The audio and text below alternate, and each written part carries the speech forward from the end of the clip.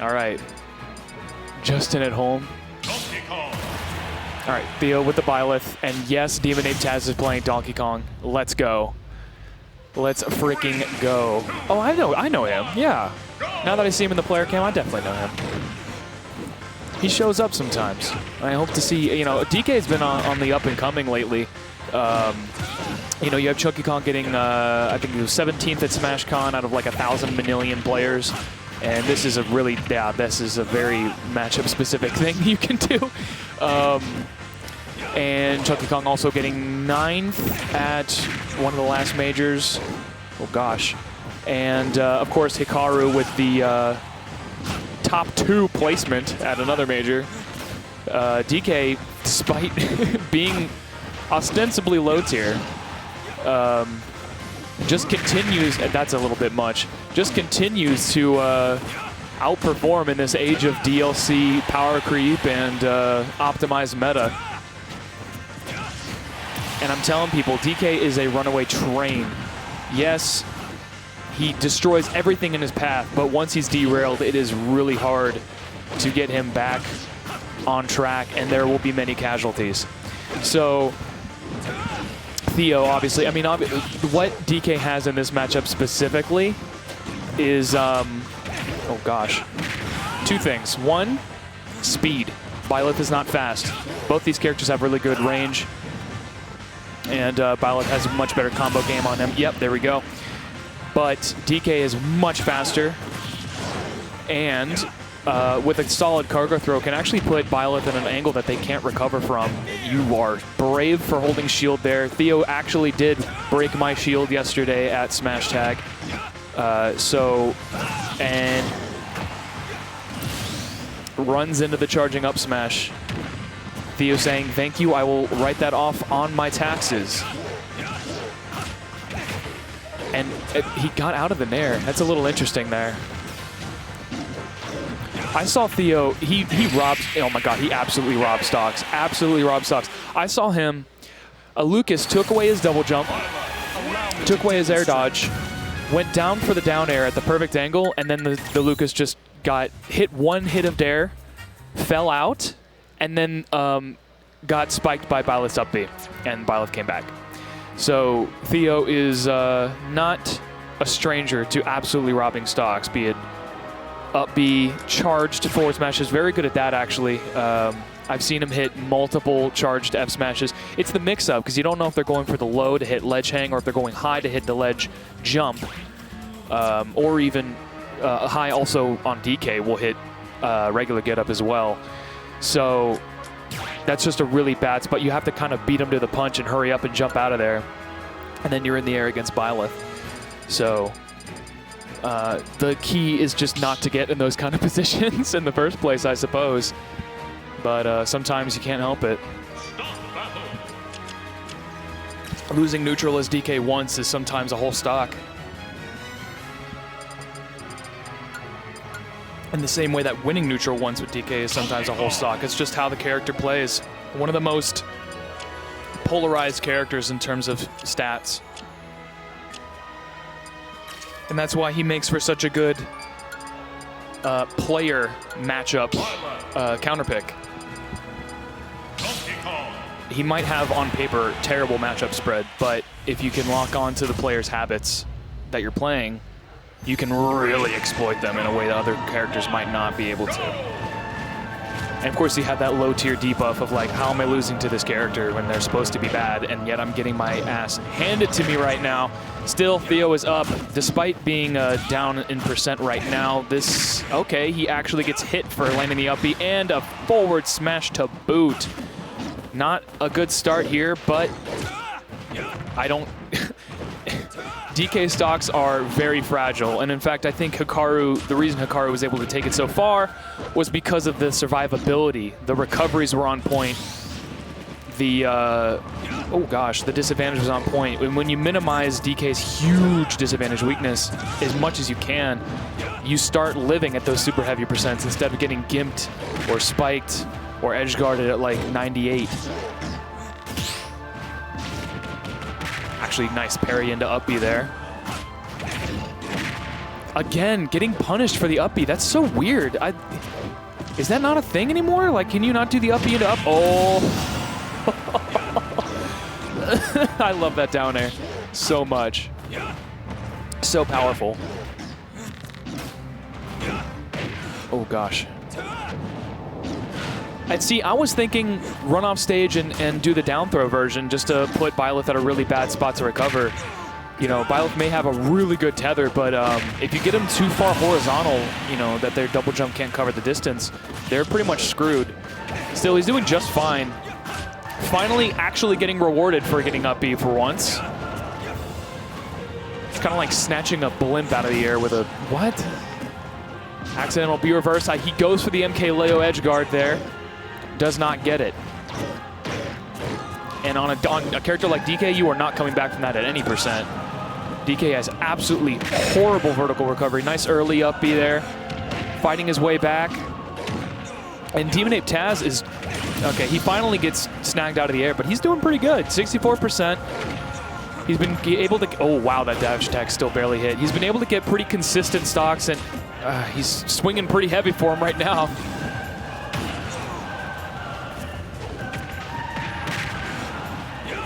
Okay. Nice little down B there. I think grab, oh, you're done. It wasn't the cleanest stock I've ever seen, but it got the job done. Sometimes enough brute force, it just doesn't matter, does it? The win screen is the same. And now Theo, who I know is a little hard on himself sometimes, is facing the prospect of losing his round 1.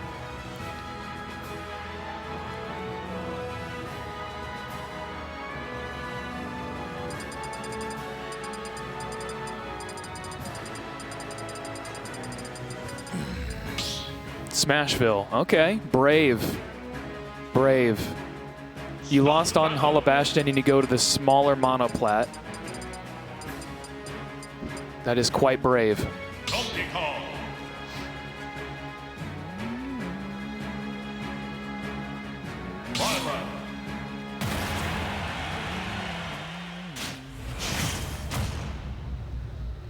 Okay, Byleth versus DK, game number 3. On Smashville. Oh, hey, what's up? I'm assuming you won your game 1?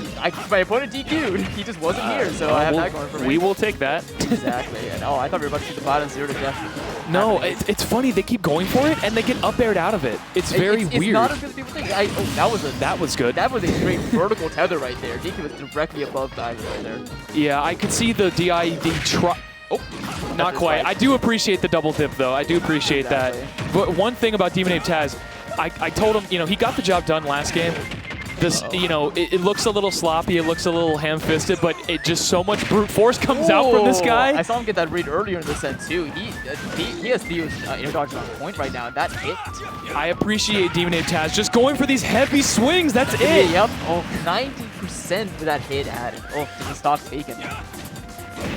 Out of the 0 to death range, that's good at least.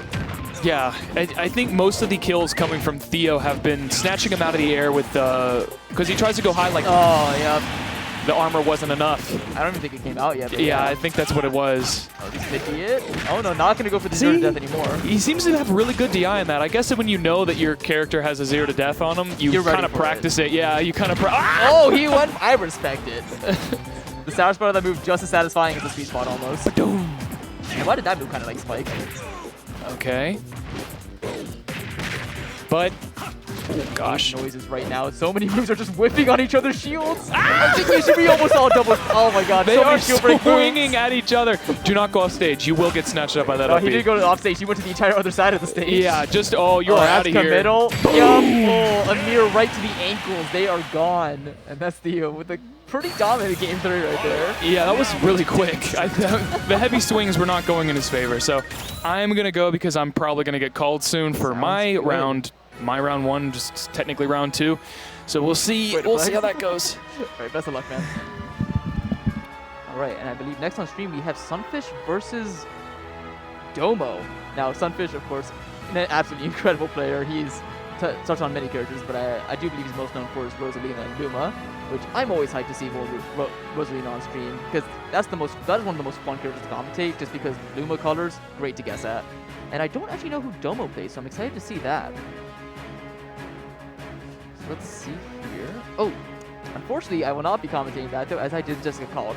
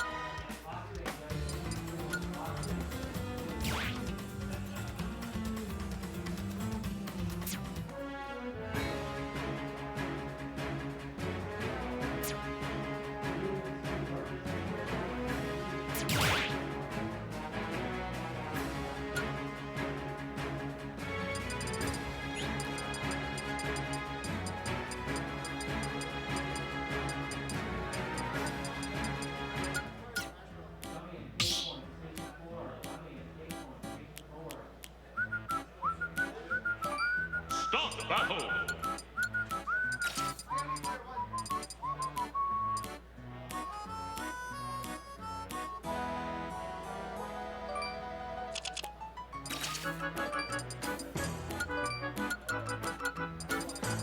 Fox!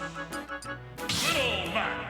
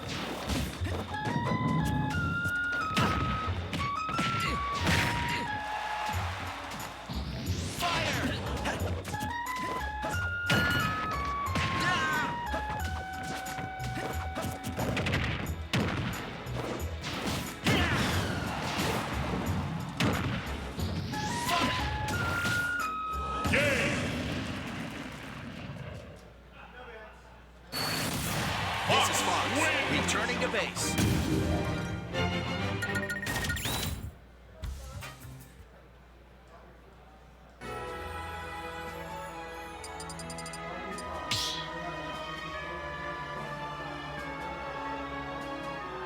Stop battle. Fall back.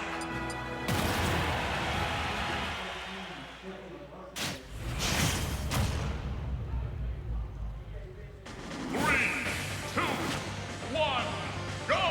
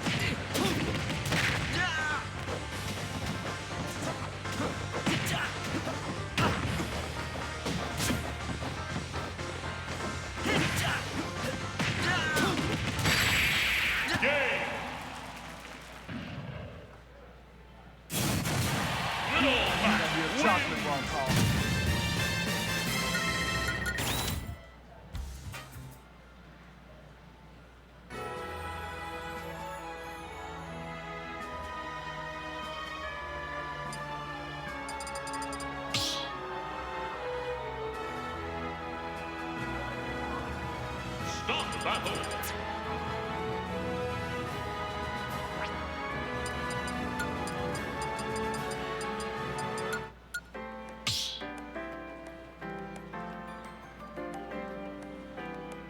Stop battle. Box. Middle match.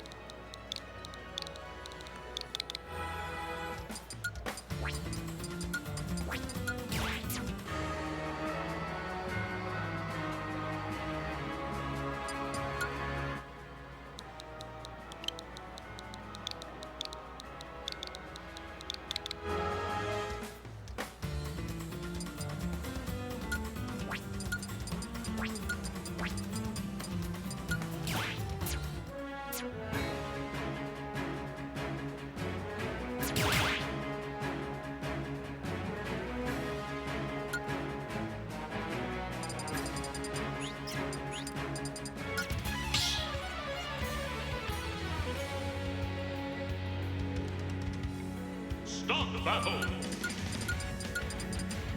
Whoa! Ness.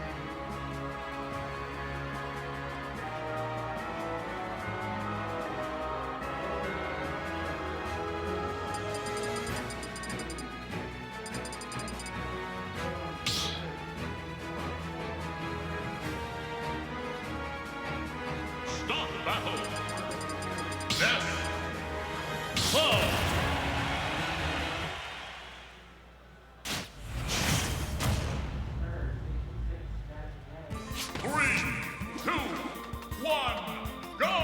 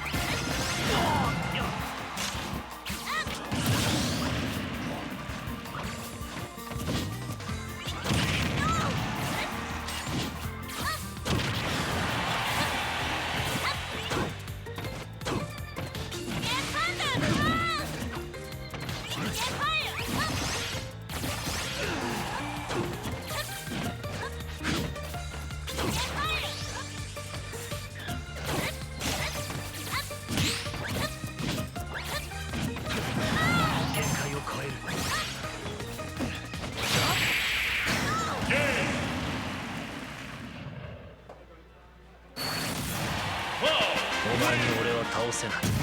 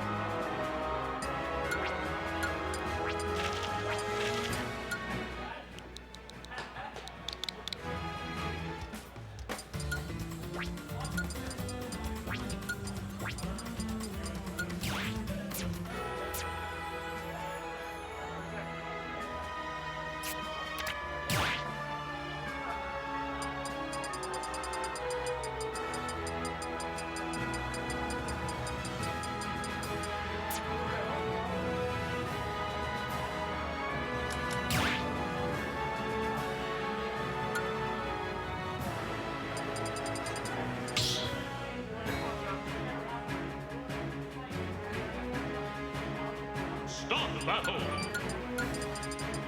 Roll.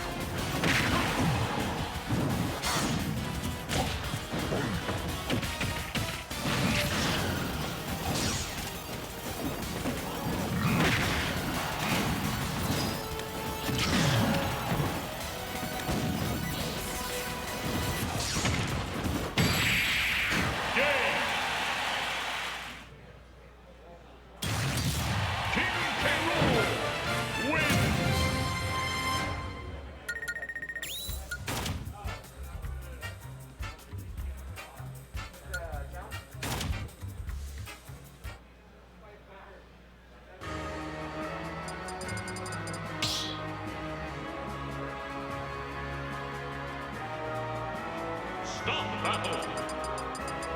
Pokemon Trainer.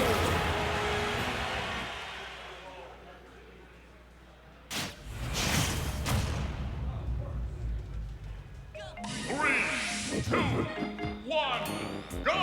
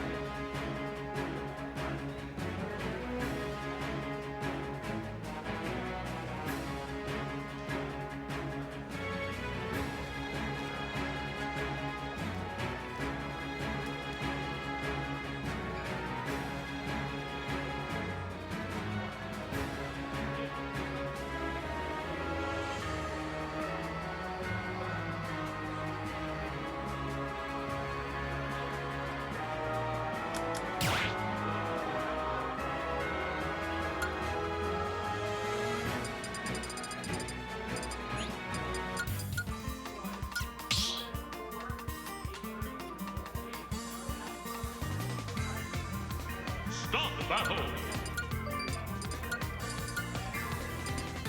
Incineroar. Alex.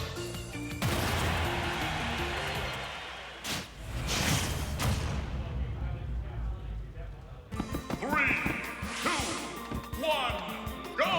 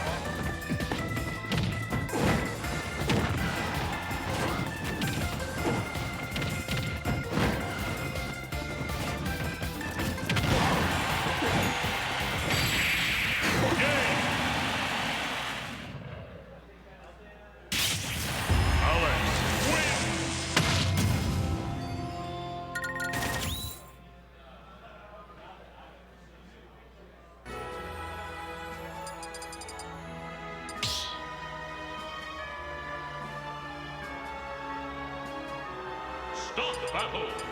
Kazuya. Incineroar.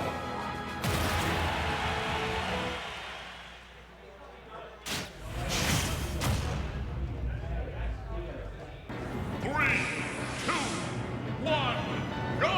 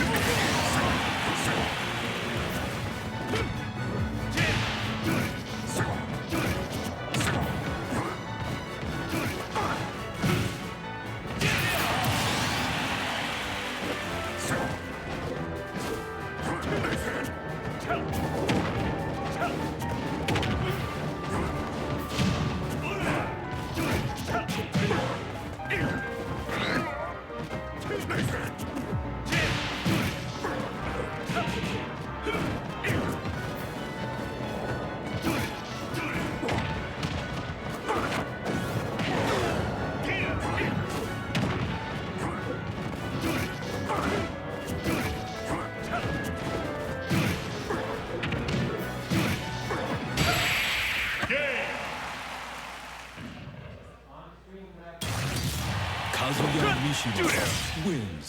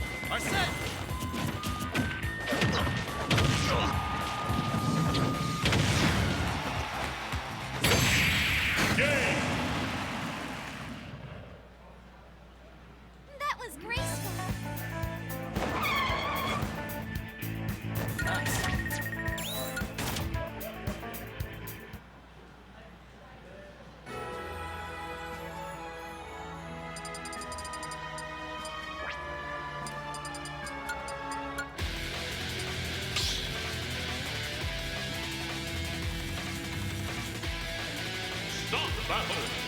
Joker, Cloud.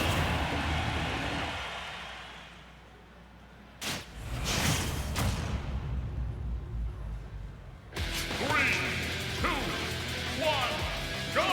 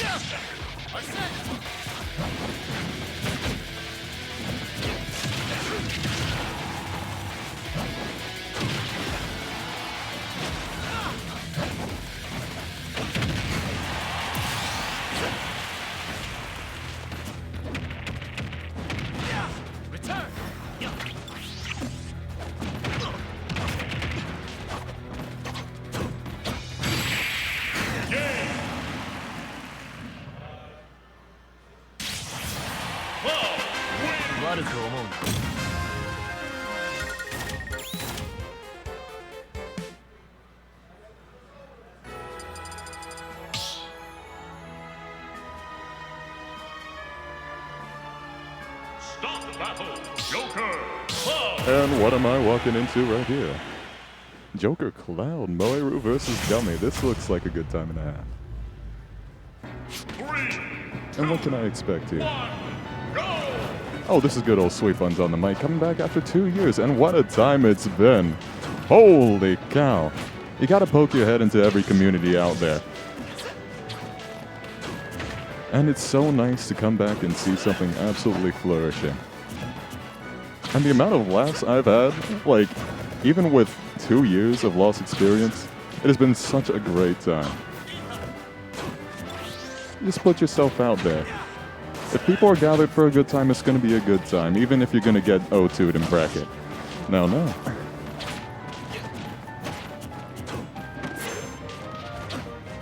A whole lot of Joker schmoozing around. A whole lot of Cloud. Okay, yeah. With the limit, he's going to be getting a lot more aggressive.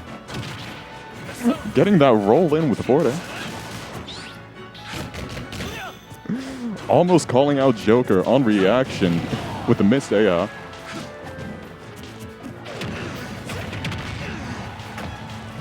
And Joker with classic 1-2. Gonna take it right out. Hello. You're coming up with a groan. That means I know you're going to be fantastic. Help me out here. What is going down? Because This kind of matchup is going to be pretty fast-paced, eh? Oh, they're still going. I think they're absolutely rolling. Like, Joker's almost going to get another full meter at this rate before Cloud gets that kill in. Yeah. Was Cloud going to get the lead? Yeah, I'm surprised this match is still going, man. A whole set finished. This match is still going. That means they're really going tit for tat here. All right. Get up, Roll. Stare down in the shields. Nice.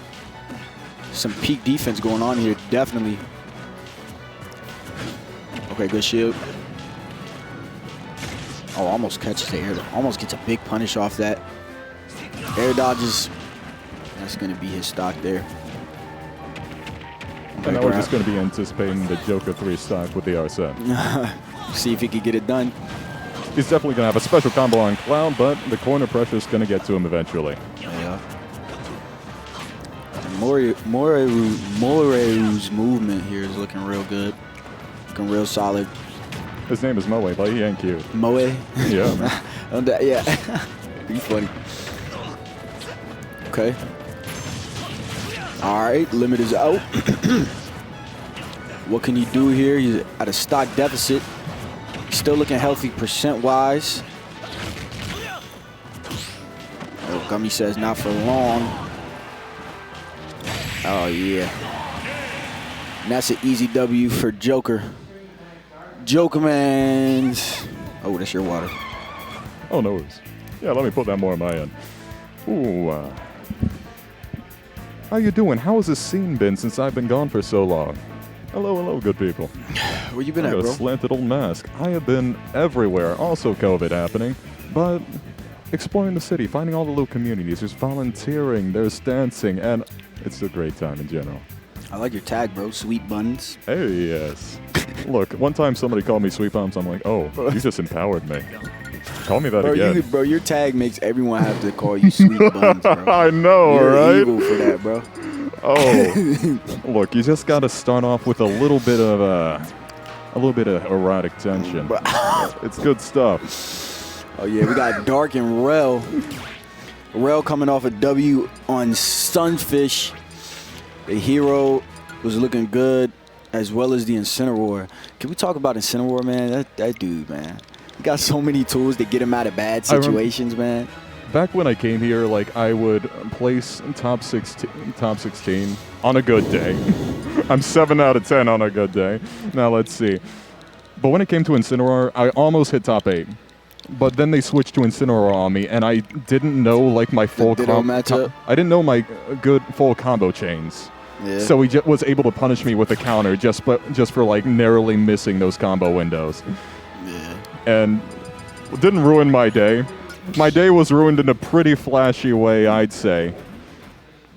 Taking meaty hits is always just going to jumpstart my heart, so I had a great time. That's great for you, man.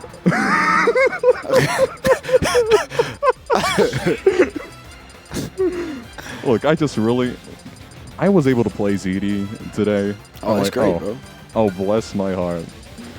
That's great. Just like, it's such an educational experience. No, that man plays like a programmed individual, man. He's played so much Smash Brothers. Oh, seriously. Yeah, you learn so much about windows and opportunities just by watching him go and being on the receiving end of it, too. Get yourself bodied, ladies and gentlemen. It is a formative experience. Yeah. All right, we got Railwood Dark. We got the Dark Snake out here. Let's see what this man can do. We've seen this man make some magic happen with this snake. Now let's see what he can do against this Incineroar. That's looking kind of hot from what I could see. I was actually talking to Dark while we were watching the match. I was saying to him how much, how I feel like just Incineroar just takes the perfect amount of patience, and once you execute that amount of patience, you could kind of just body this dude, man. And also Incineroar versus Snake. Like, Incineroar can slowly corner Snake, maybe just a little bit, and he's able to get his counter off so consistently as well. Yeah. Yeah, you got to be able to mix up those grabs. Just those different options against, Abare tools. Because that's what Incineroar's got. He got that fast nair, He also has a, and it's not just that, you need patience and then you can body him. That's just a very, important factor in this matchup like that. You know what I'm saying? Like hold shield, get that up tilt. You know what I'm saying? Because they're going to be trying to, you know, get that cheese with those. You know what I'm saying? All those different tools.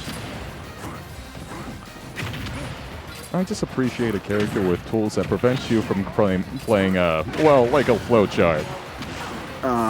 And sometimes when, in certain situations, the person who's been away for 2 years is going to say some characters will play like a flowchart in certain situations. Yeah. All right, we got that dash attack coming through. Setting up a ledge trap situation. He's probably expecting a standard get up, maybe a jump, but Rool just decides to roll away. Didn't make it back. Dark looking down in disappointment, but he's going to have to get himself back together if he wants to take this first W.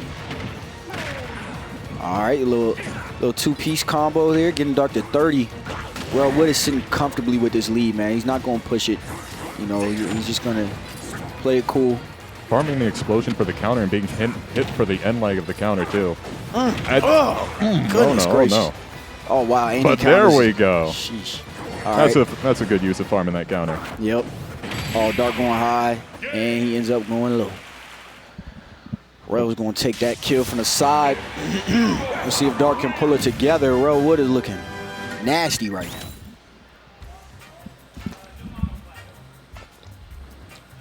I'm sure he just knows every little set of moves in a corner pressure situation where you can get that kill.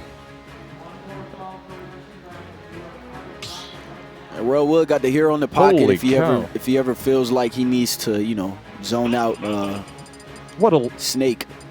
But going zone to zone with Snake, I mean, Snake is really good at controlling things from a distance. So I don't know if Rool Wood wants to do that. I was just going to say, one of my favorite things about events like these, conventions anywhere, is a good drip. Look at that monkey ball sweater. I said monkey ball. It's t-shirt. It's Ape Escape. Ape Escape. Ape Escape.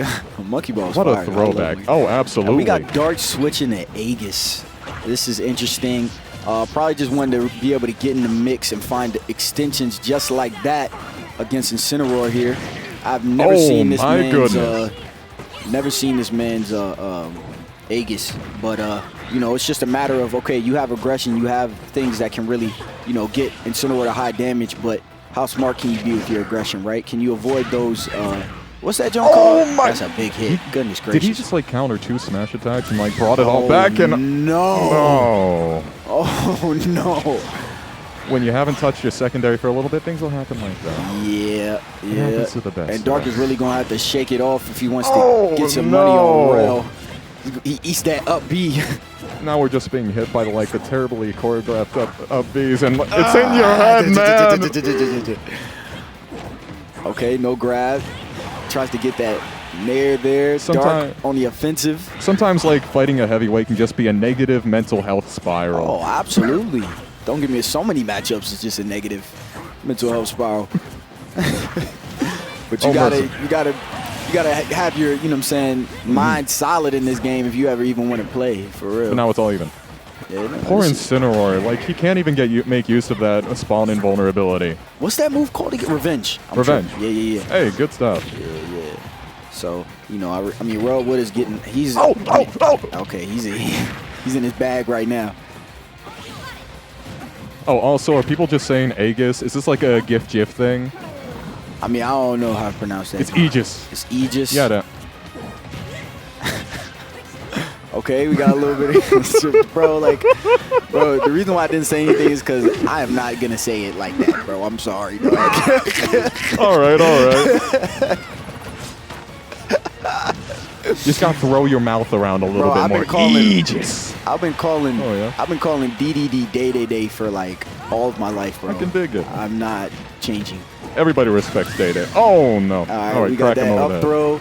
And Dark is not out for the count yet. Still has 1 stock on him. Rool Wood sitting comfortably and confidently here. As I was about to say, I stamped this man has only missed maybe 2 revenges here. He's really getting everything he wants. Let's try. Oh, jumps fresh away from the grass, but that is a big down air up smash conversion for Dark. Let's see what he can do here.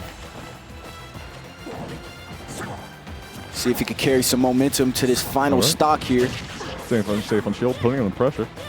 All right, can he get some damage?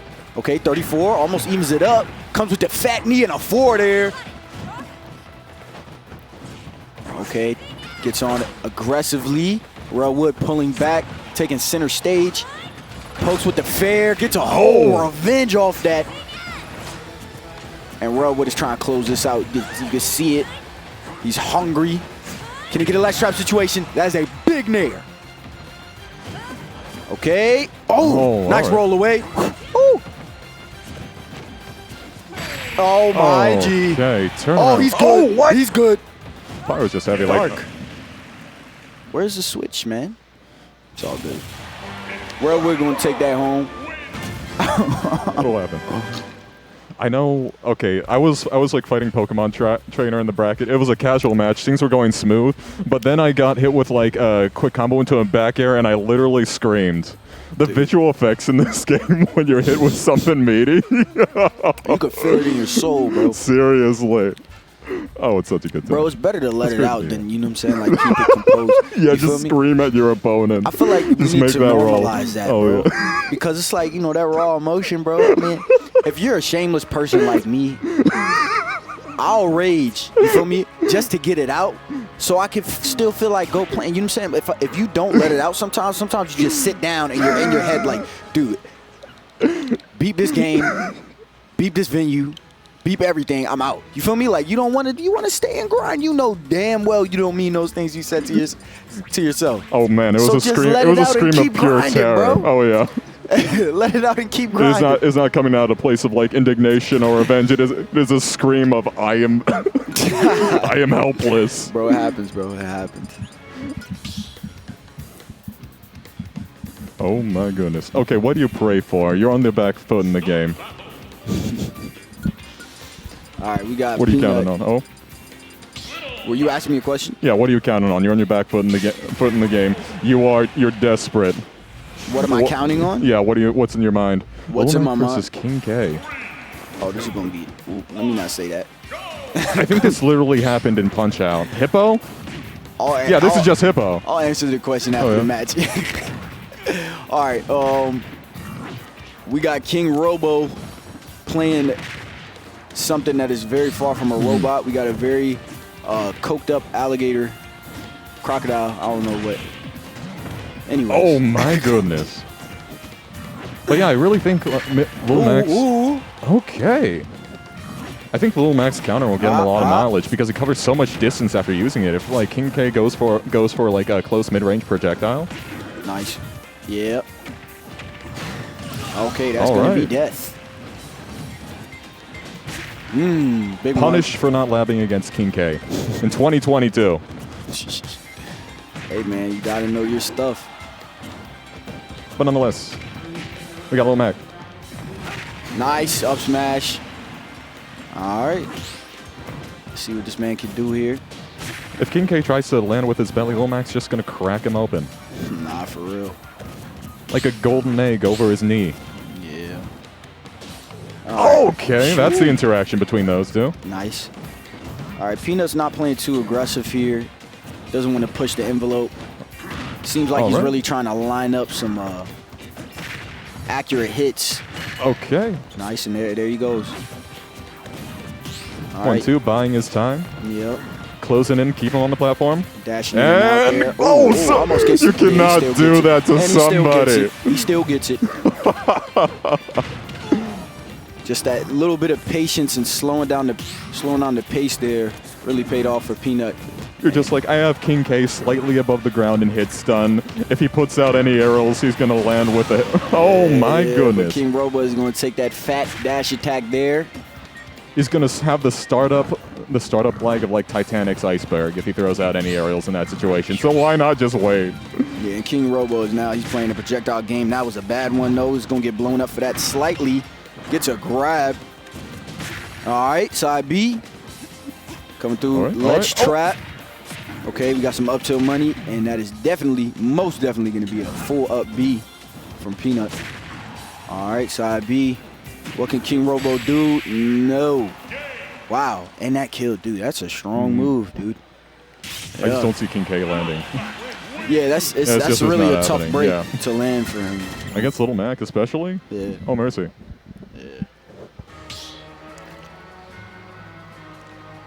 Like, unless you have a busted character, how the heck do you land against middle Mac? I have a crisis over this. We'll just play busted characters. I guess King K has a counter. Yeah, King K does. King K has a counter, and he has that big belly armor. All right, you got a beautiful, And counters are OP. That's why people just use them non-stop, you know? beautiful shield, and now offense coming straight out the start. Put him in the of corner. this game. King K is not getting out of this. Oh, mercy. I just feel like this is the whole stock right here. Unless, Ooh, double D tilt and a forward tilt.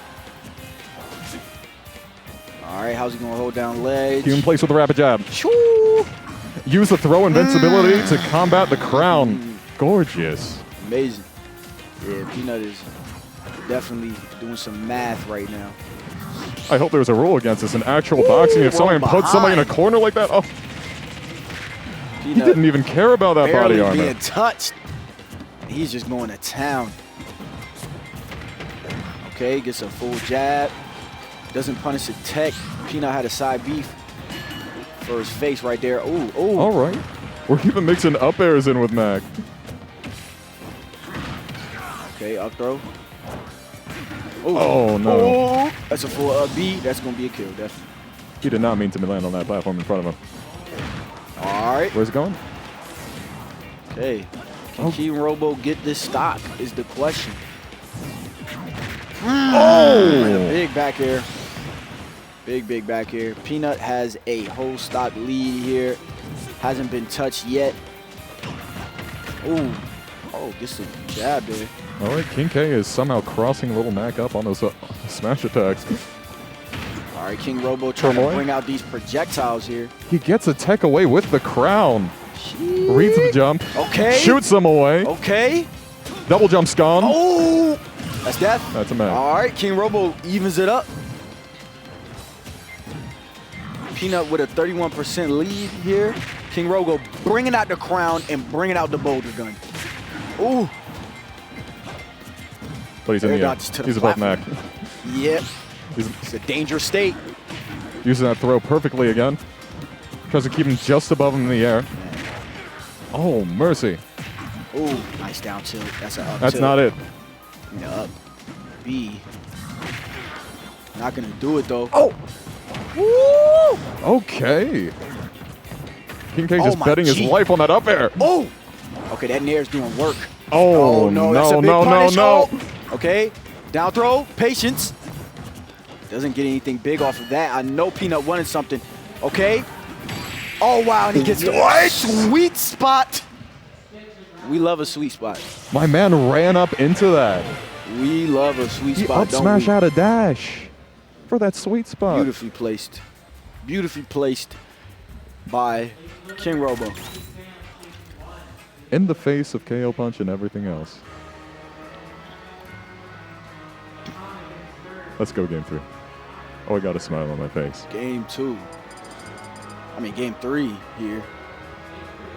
This will definitely be a interesting game 3 here.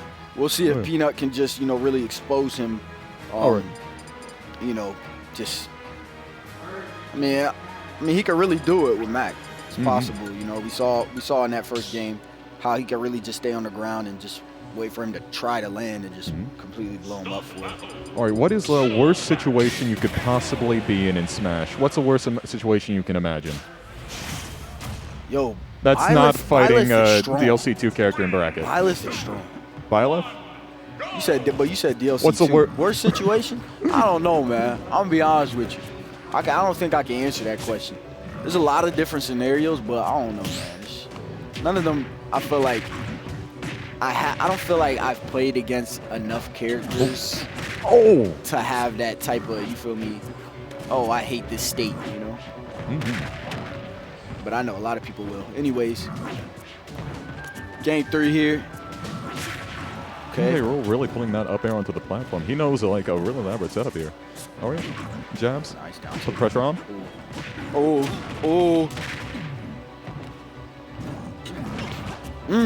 Almost armor stew. Takes that up smash on top of the platform. Yeah, he's staying straight under KingRoBo here. Getting his money on the Oh, ground. no. Nice up B. All right. Ooh, doesn't get the full hit. KingRoBo's going to get a punish there. Wow! Beautiful up smash. That's just a gorgeous interaction. I thought that was KO punch for a second there. That up smash is like a But mini KO punch, bro. Mm-hmm. All right, parry. Gets a dash attack just because it's so big. All right, grounded. Ooh, nice recovery there using the down air. All right, back throw. That's going to do it. Even stocks. Percent lead. Ooh, nice side B there. And this terrifying situation again. Nice. Okay. Yeah, this is, I mean, we see it just like you were saying, right? I mean, he's just trying to find his way in. When he does, you know, he's been able to get a lot of damage with the crown. Waits for the punches. Ooh, that's going to be Lil not Mac, death. Lil Mac has been like consistently missing his first down tilt on that ledge. And King K's been really counting on it too. Oh. That was an interesting counter there, bro. I don't know what he was looking for. He nailed the timing where like Lil Mac would be going through for the down tilt there. So I think he had a great idea. All right, now Peanut is really trying to push this lead here, take this game. All right, put him in the air. Try to cover that landing with your projectiles, but That's definitely. a good old 1-2. GG's. I'll be back on the mic. I'm gonna go play a little bit of Redemption. All right, you take care of yourself. I forgot Redemption Bracket was a thing. Can I still sign up for this? It has been so... He's hit me with I don't think so. Oh, mercy. Well, you got to deal with me a little bit longer, I'm afraid. My. But really, come out here. Get yourself bodied. It has just been such a lovely time just saying hello to people. If you're showing people care and attention, it's a great time. Oh, and then he's immediately coming back. Is it? He left his controller. And who do I have coming up here? Is that Dark?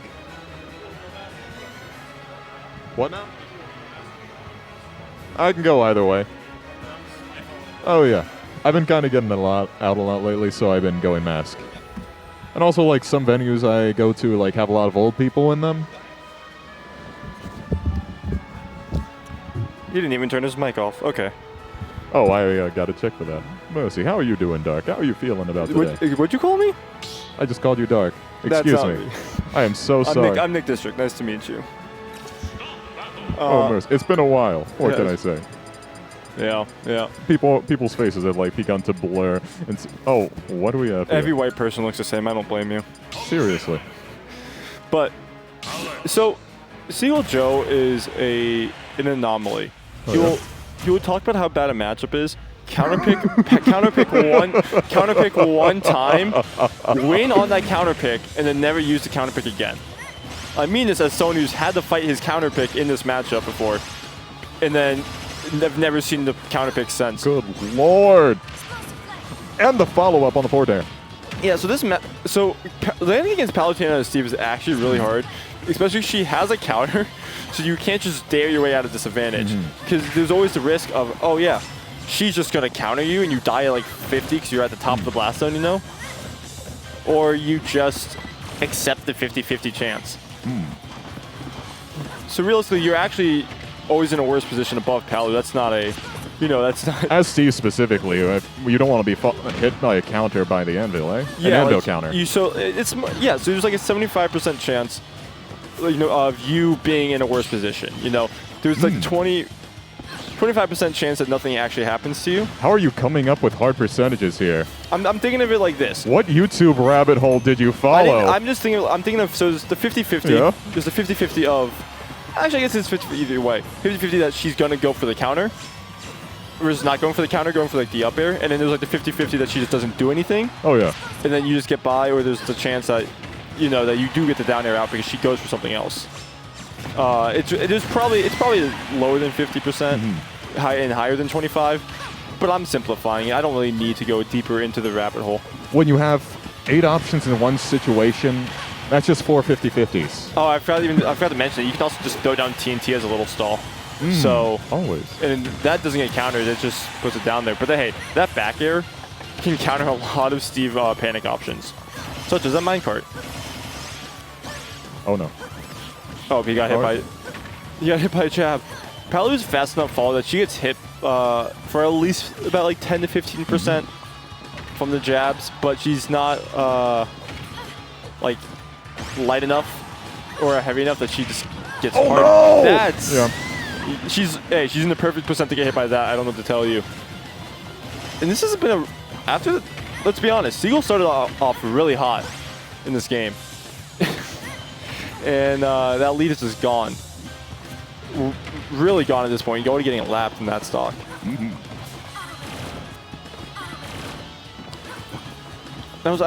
Barking Frog is not like hard camping behind like blocks. Oh, you're dead with Diamond. He's not hard camping behind blocks. He's kind of just playing the walking back and forth game. Oh, yeah.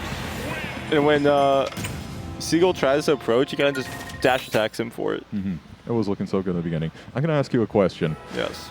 If you don't see name tag or nothing, how do you recognize it's Seagull Joe playing? He's the only person in the region that still plays Palu. Oh my. There's Okay, that's one thing. We have like no Palus That's one anymore. way. Personally, I recognized him when he had like a name tag that had nothing to do with his actual tag. Oh, like Stapler? Yeah. Or, forget what, he has some other ones. Good old Joe. Yeah. Stapler is probably the most iconic one, though. Fort Cheddar makes sense. I don't exactly remember where it came from. All I know is it does make sense in my head. I think it was a seeding reason why they started using that one. Because, like, For cheese? for Cheddar, there's Yeah. we have a Wolf player in the region named Cheddar. Ah. And Cheddar got BS'd by seeding once. So I think Seagull started running for Cheddar because I think Cheddar had to fight Seagull because of the bad seeding. So take that as you will. So we're seeing honestly what we saw most of in the second half of that game, which is Barking Frog gets most of the hits in. Joe gets like a 1 advantage state, gets a lot of damage, and then it just goes back to Barking Frog. And he does have Diamond on the board already. We're less than a minute in. And okay, people have to stop letting Steve go to PS2. This stage only benefits Steve, and there are way better counter picks that prevent him from getting as much stone, or prevent him from getting as much resources, or giving him those platforms to hide behind. And the one thing that Steve doesn't really have on this stage is he can't block off the ledges because of the. Steve doesn't have a mining pick right now. He doesn't, but he's about to get There we go. he got a second diamond. So this stage in particular has a really weird block grid because there's the grid that you. What was the last time I saw someone get a second diamond? On the first stock now? I mean, on this stage with the block grid. Normally, each stage has its own unique block grid.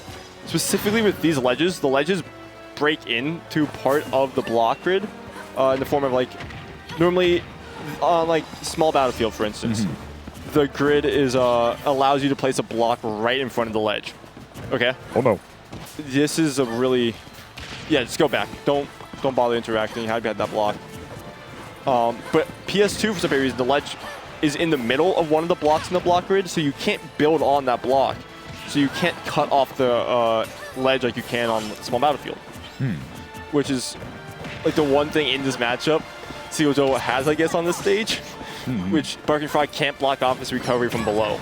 All right. Yeah, it's because of the messed up block grid.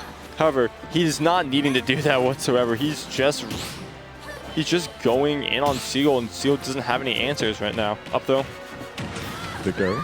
That shouldn't kill him, but it did. I'm pretty sure you have to DI in on that throw.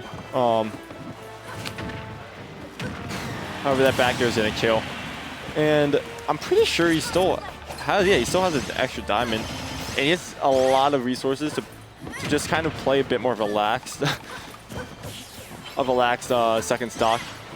Granted, he doesn't have a second diamond, so he can't play 2 back without risking not having a diamond in the case he goes to a third stock.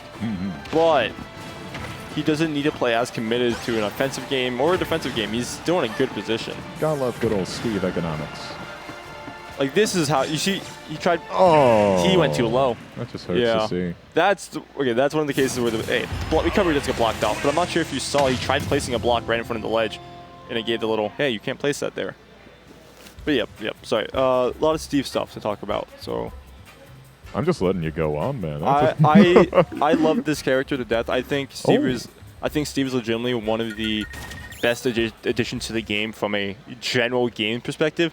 If you think about it, within the From a competitive, general game perspective. like he broke Twitter. He literally broke Twitter in his announcement. If that's not one of the biggest things, Seriously. like I think the last time Twitter broke like that was when Michael Jackson died.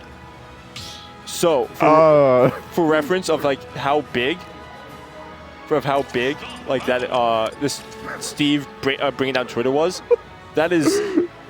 I just love how this is the first comparison you go Well, no, to. legitimately, it was. Like, that was the first time Twitter went down like that since Michael Jackson died. That is an objectively true thing. Wow. Like, that, there's no, like, just for reference to how big the announcement of Steve was. And that's kind of big when you also realize that we have so many more Twitter users now than back then. Like, the fact that Twitter broke down that hard, that's insane. It just shows his reach. Hang in there, Twitter. And, yeah, Or not. Or just jump. You can. There are respectful decisions in many directions. Twitter be do Twittering right now. I don't know what to tell you. But yeah, like Steve's addition, he's a casual players love Steve.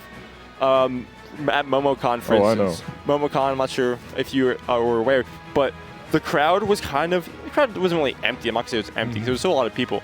But whenever there was a Steve player on stage, there was like a bunch of the casuals just, be standing behind all the chairs, all the setups and stuff, and actually watching. And then when Diddy got top 8, after he beat Louis Money, I believe was to get top 8. No, it was either Louis or Goblin, I forgot. He beat one of them to get top 8. There were so many people just standing and watching who were like not Smash players, or like they were just casual people. Seriously. And they loved it. Like every time a cool new character comes out, you gotta give it that attention. Yeah. I'm also like comparing this into my head. What about the Belmonts? Like Belmonts are cool. I love that they're there, but the play style is just not something I can personally get behind. Belmonts is also just like a really weird case. Like there's not really a character. Well, actually, that's a lie. They're a trap playstyle character. Samus is probably the best comparison, especially in this game with how strong the ledge trapping is for Samus. And Zare's like an actual move now. It's really hard to make a game that's like good for players at every level.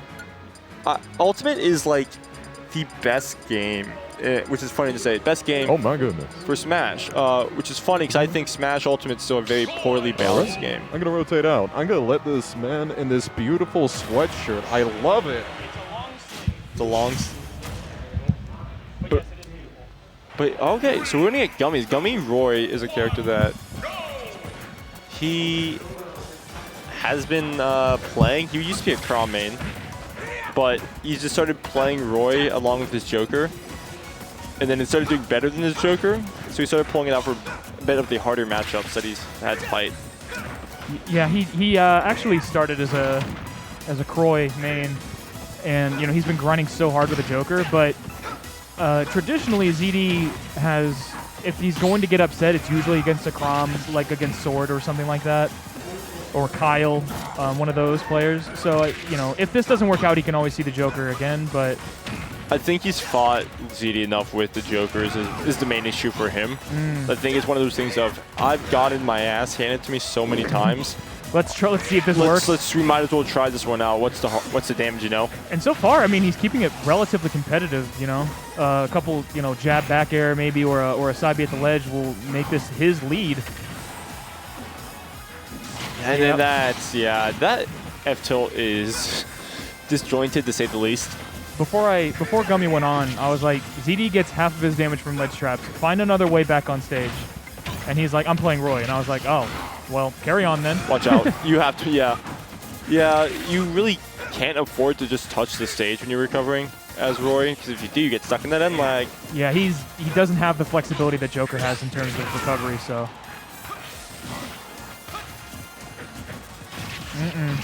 The fact that Rising Fair is a combo tool is kind of ridiculous, because Rising moves are not usually the best for comboing. Gummy missing the punish opportunity there with the whiff down smash. One of Wolf's the only Wolf smash attack that has lag. Yeah, but even then, if you don't parry it, you kind of suffer a lot. Try to do anything beyond grabbing him. Yeah, you have to whip punish it basically, but yeah, you got to stock, but he's still looking kind of He might be stuck with the Roy blinders on, like, oh, I could have up smashed, but I want to get that jab back confirmed. That's how I'm going to kill, you know? Yep. Nice, nice. If he keeps him off stage here, nice on ZD to go ahead above the ledge there. Call him out. Oh my God. He's getting the damage in right now. This is, I think if he got like a parry jab at the ledge, that was a back air would have killed. But oh, nice. I have complete faith that Gummy's going to take it to last stock, but I don't know about last game though. I think he could definitely last hit. He could definitely keep this one close. The last hit possibility is not out, but he's I like that punish. Nice long range, and swing and a miss. Back air is just one of the best tools in the game for punishing, for comboing, for pressure. It's ridiculous how much uses. He had the right idea to anti-air it, but he was way too early. Yeah. Honestly though, Roy up B out of shield is basically a dragon punch. Yo, you get punished for it pretty hard, yeah. If you miss it. If you miss, you get punished. But it's also just a good like punish option for like out of shield stuff, because it's also like invincible at one point on startup. I think it has armor at some point as well. It's got a little bit of armor on startup, yeah. Yeah, it's like I think it's specifically. And the hitbox is so good anyway. It's a good starting hitbox. It's not really able to be. You can maybe trade with it. Yeah. Or if you have to get you have to get above it. But we're switching to the Fox. I guess he wants a little bit more faster speed. I know Wolves don't traditionally like the Croy matchup. I don't know why, but I just know that that's one of them that they list as losing. It's probably, I do imagine, having to actually deal with someone mashing on your shield. It's not the best, because Wolf, as funny as it sounds, doesn't have the best out of shield options if you're... What's Nair? Yeah, I mean, that's... He should be okay. This jump. Oh, Andy. Oh. This should be Are we gonna... No, he's not. I thought maybe a counter. I don't know. Yeah, I was thinking maybe a counter coming, but because he had to go straight up, you know. He had to go straight up, but I'm trying to think. He may have gotten a weaker hitbox. Because he went down pretty low, so I feel like without dying, Gummy would have only. I guess he just didn't want to mess it up and get stage spiked or something. Yeah. Just go for the nice safe dare, and if it doesn't work, well, you still have the ledge, which Roy is really good at. Oh, that would have done it. If he's waited like a frame or two. I don't blame him for thinking Fox is going to fall fast enough to get hit by that. Yeah. But this is for a reason. What ZD, you know, these are the seeds he's sown. He has a way less opportunity for mistakes here. I know, not the double jab. I love lock. that. Yeah. That's nice. The nair lock is something that ZD started using a lot when the stage came out. We started seeing it a lot less as, you know, less people started. But honestly, I feel like this stage is like started. I feel like we've been seeing the stage a lot less recently. Maybe like as in. I guess it goes in waves. I guess it goes in waves because a lot of people go a lot of SBF these days. SBF is the move though. That's just a better stage than like PS2. I'm gonna say it. True. I think SBF is probably like the best starter stage. Although I think Town is probably one of the most neutral stages. Oh, I like that. Nice tech by ZD. This is a rough spot to be in. Maybe up throw. Oh my God! Wow! No, not pushing the up smash. Up smash is super laggy. And yeah, he could have just ran up and F tilted him, but he gets to clean up on the up tilt anyway. Still has a bit of rage in him though. So he has that dog in him. He's got that dog.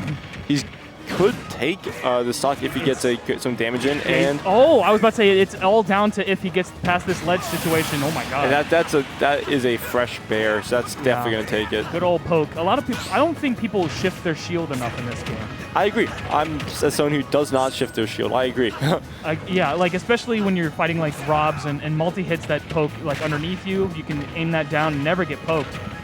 I think it's also one of those things where you kind of like have to actively remember to do it, and that's such a. Yeah, it is like because a lot of people actually, you have to double shield to do that, and a lot of people set their other shoulder button to special or something. Good God! I'm pretty sure if you hold B, you can get it does it as well. Oh, okay. Well, there you go. Yeah, and that's just not a very he's done. That's just not a very intuitive input. Yeah. Holding it. I mean, what do you use to shield? Well, actually, if you shield and hold B, what if you play Inkling or something? Yeah. Yeah, or Steve, or something with a hold shield B gimmick. For Steve, I'm pretty sure you don't go out of shield when you respawn. It just kind of. Well, he sort of like puts it down, yeah, but still, that's not going to let you shift your shield. I'm trying to think, because I know there is an input. You don't want to have to use resources every time you want to shift your shield. That's the thing. I'm pretty sure that actually is one of the things that Steve kind of just gets screwed up. You'd have to set one of the jump buttons or something to shield, and and hold it like that, or claw grip it, or something like that. This game is. If you want special on your shoulder button. I'm a jump on my R button guy. Yeah, a lot of people do that too, especially like Meta Knights and stuff like that don't want to use tap jump. Yeah. With that, I think you're going up. I'm gonna get off the mic for your boy J-Dog.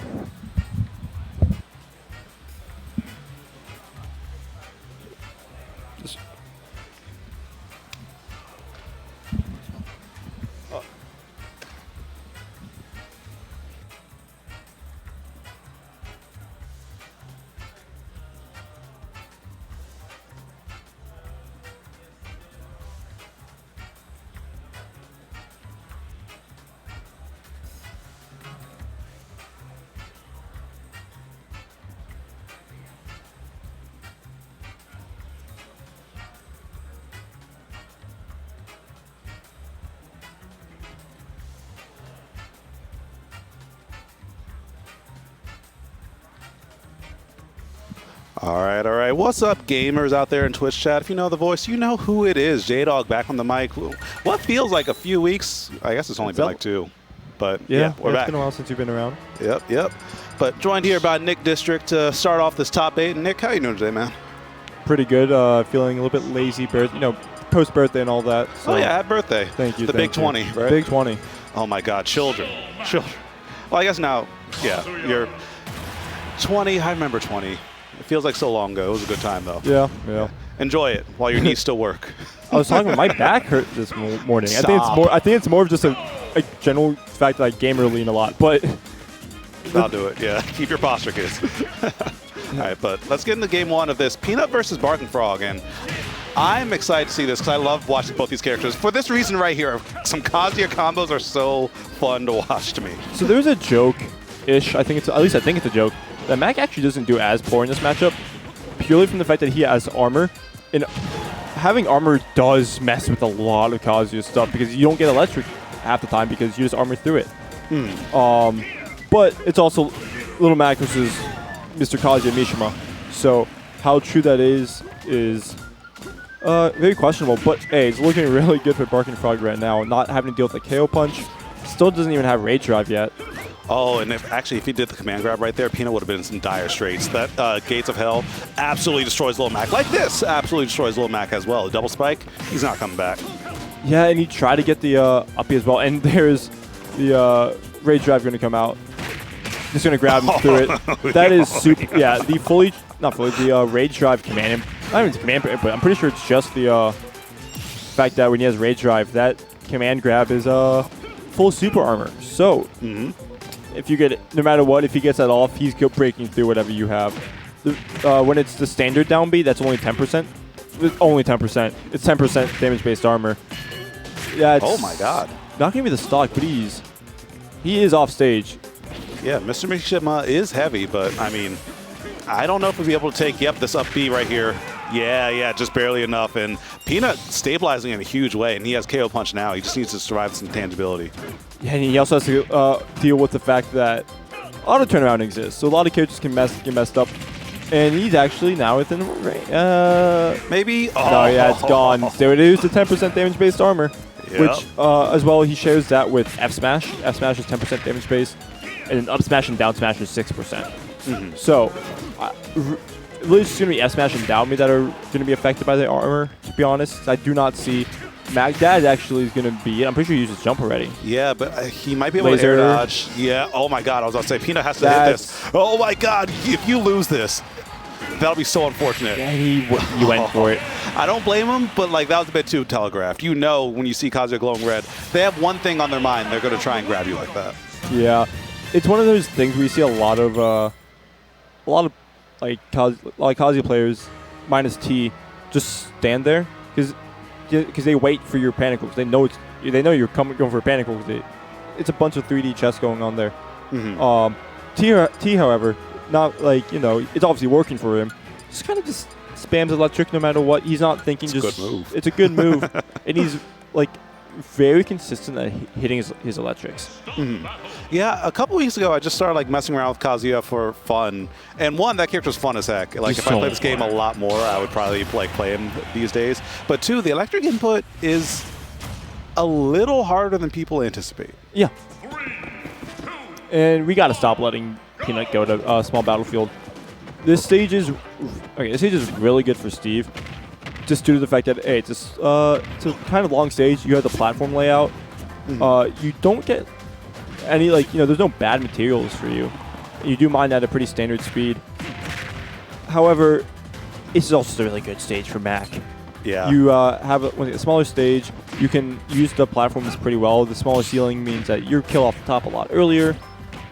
Yep, and having the platforms right there as well means that you can kind of tech chase, hit an up tilt, and make life hell for your opponent. And what a tech, but so unfortunate. So he also placed the block there, which means that Peanut had to watch out to tech off that as well.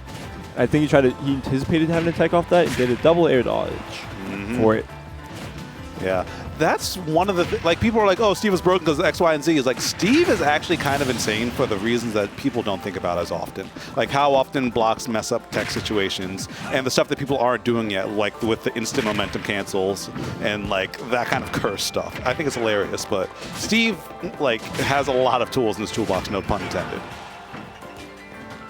I do like the, that is super bad, but if he had a standard air dodge, probably actually would have been able to punish that. But, you know what, better safe than sorry.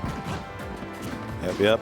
And plus, on top of that, now that Peanut has burned his KO punch and he's starting to get off stage, Barking Frog's lip trapping has been that strong. Never mind. That was a commentator's curse right there. I don't know where he got the data right there, but Peanut ended up falling prey to that. I got hit too. Yeah, that's a pretty standard lead trap purely because so there's two different hitboxes when you activate through a pressure plate. There's the normal hitbox, and then there's the hitbox specifically for the person who activated the pressure plate. It's a pretty small one for the friendly fire hitbox, and Steve can activate it using his up tilt, but it doesn't hit Steve when he's underneath it because it's a smaller hitbox. Yep. Which is really good for lead trapping in that situation because it hits really high, but not that low. Yeah, the way I always remember is hitbox for me, or hitbox for thee, but not for me, is the way I remember it. That's really bad. He didn't get diamond there. Tried to stall a little bit off stage, but couldn't get it. Nice push right there from Peanut to kind of force Steve away from the block right there. I mean, also you make your weapon faster with gold, if I remember right? You don't make it faster. You just everything else when you have it is faster. Right. But I know diamond takes a little bit longer. No, you don't craft. It doesn't take longer to craft. It does? I'm pretty sure it doesn't. I'm pretty sure you just be mining or whatever. If it is, I'm a really bad Steve player then. All right, nice trap right there from Barking Frog. And this is starting to get really dire for Peanut. I mean, he has to, open up somehow. I was just about to say, Barking Frog has been getting a little bit too comfortable in shield. And now that you can find those grabs, you can open up, putting them off stage. That shouldn't be a punish, but you get to stabilize a little bit more. Honestly, you're talking about how bad it is for Peanut right now. Barking Frog is in a really poor situation because he's really not that close to taking the stock. No closer than he was 30% ago. And since he's letting Peanut live for so long, he got another KO punch, and he didn't have any material, so he had to put himself in poor positions. So that is quite unfortunate for Barking Frog. Peanut getting out of there a little bit worse for wear, but still up 2-0. So yeah. That was just one of those times where Peanut outplayed him in the macro scale right there. This kind of made sure the resources weren't quite there for Barking Frog. And once the resources were not there, just kind of keep your foot on the gas pedal and make sure that your opponent can't really get what they want out of those interactions. Falco? Sonic? Interesting. Okay, I have never seen him play this character. Sonic? Okay. So I know Barking Frog has some of the deepest pockets in Maryland. Yeah. But also, Sonic, I feel, makes a lot of sense for him because he's doing similar things with a lot of the characters, just in slightly different flavors. And Sonic, is one of the more fundamental, whatever that even means in this game, characters in this game cast. Barking Frog is one of those players who, I'm going to say it, plays the lame poke characters. He, I don't think necessarily think Sheik or Falco are the hypest, but most of their game plan relies on that poke damage that they get and poking your shield. I would say, and getting there's just small damage combos, which Barking Frog plays characters like that. Steve as well, just poke on a poke damage. Sonic is a very poke damage character as well, especially if he's playing the long con. Wow. Get absolutely dunked on priority-wise. Oh, what are you doing? Didn't not even get having put in to tech. situation, yeah. Huh. Yeah, I wonder why that was. Well, maybe, yeah, a lot of times I've seen that situation, you have to tech at like 0. That's gonna be it though. As well as like he has a Pichu was original main in this game. Who at this point in Ultimate, that's the type of character Pichu is. But we're seeing right now, it's still in it. It's just we're showing that he's not as comfortable with this character anymore, or not even anymore. He's just comfortable with this character because he's never been in those situations where he's had to use it. Yeah, and plus you can always tell the mettle of a Sonic on what they do when they're playing from behind. Playing from ahead, easy. You can pick and choose your rules of engagement so easily. Playing from behind, you have to take a few gambles, and when you have to do that, yeah, you run into stuff. Point in case right there. And I will say I've noticed a lot of, well, I guess more uses of the neutral B coming out from Peanut. Because it's Sonic stuff is a lot of multi-hits, but that is going to be it. I was going to say a lot of multi-hits coming out from Sonic, and you actually do get a little bit of armor when you use neutral B as Mac. But didn't need it, apparently. Just going to be able to KO punch through it. Yep. Not the armor neutral B, but the one that'll knock your socks off right there. And that was kind of a catch-22 situation. Like, the moment he missed that tech, Peanut was already running forward, and I think he was near the end of his initial dash when he had to commit. You could have just dash danced there after that to kind of react also, and we know Peanut has those reactions. Yeah. So that was pretty much check and mate right there. It was also, how fast Mac is. Yeah. Yeah. Some of the fastest run speeds out there. Well, I mean, those are two of the fastest characters in general in the game, but yeah, if you just get put in those situations, you're just out. You're just screwed. Yeah, pretty much. But guys, thank you for tuning into Xanadu number 400 and I want to say 85 at this point. That sounds about right. Yeah, that was a complete guess. Not a complete guess. I remember seeing it not too long ago, but it is 81. 81. Close really? Enough. Huh. Yeah, close enough. I'm getting better at that. We'll get it next year. Yep.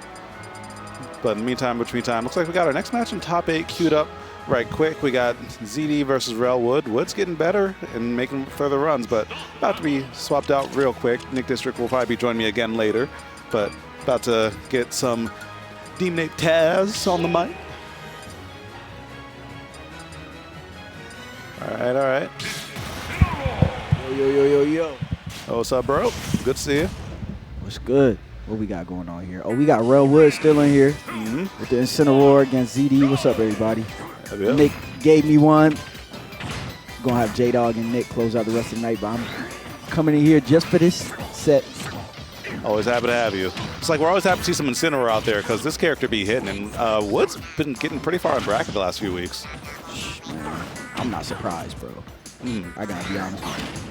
Yeah, he was always good, but I mean, we talk about players who are always good. We can't not talk about ZD right there because ZD has been one of the best in the region for a long time and showing right there. Yeah, he's looking like he's about to shape up his kill too. Let's see if Rel Wood got anything to say about that.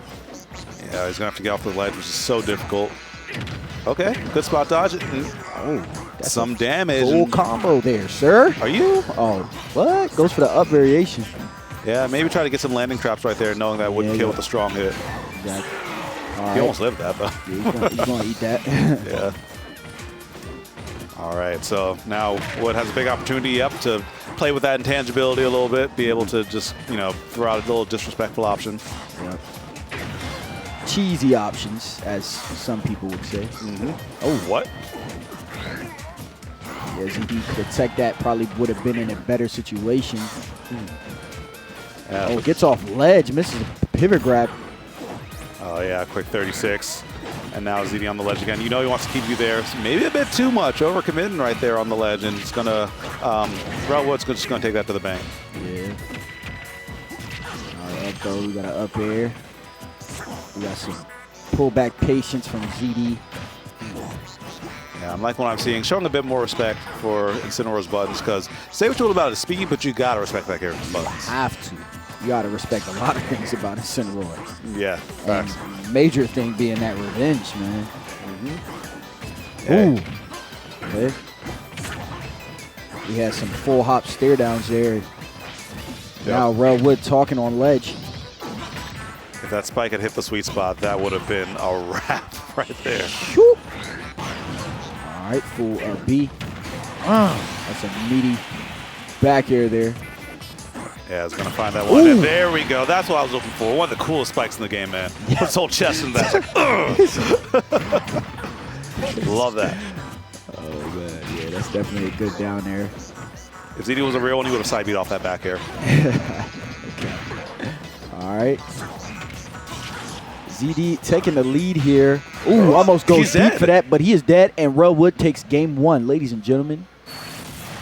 He has ran with a game 1. We take those. Facts.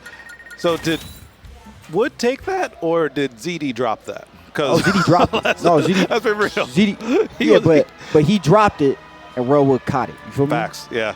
Yep. I'm just saying. Wood didn't run off stage like that. Yep. Get outplayed by gravity sometimes. We take those.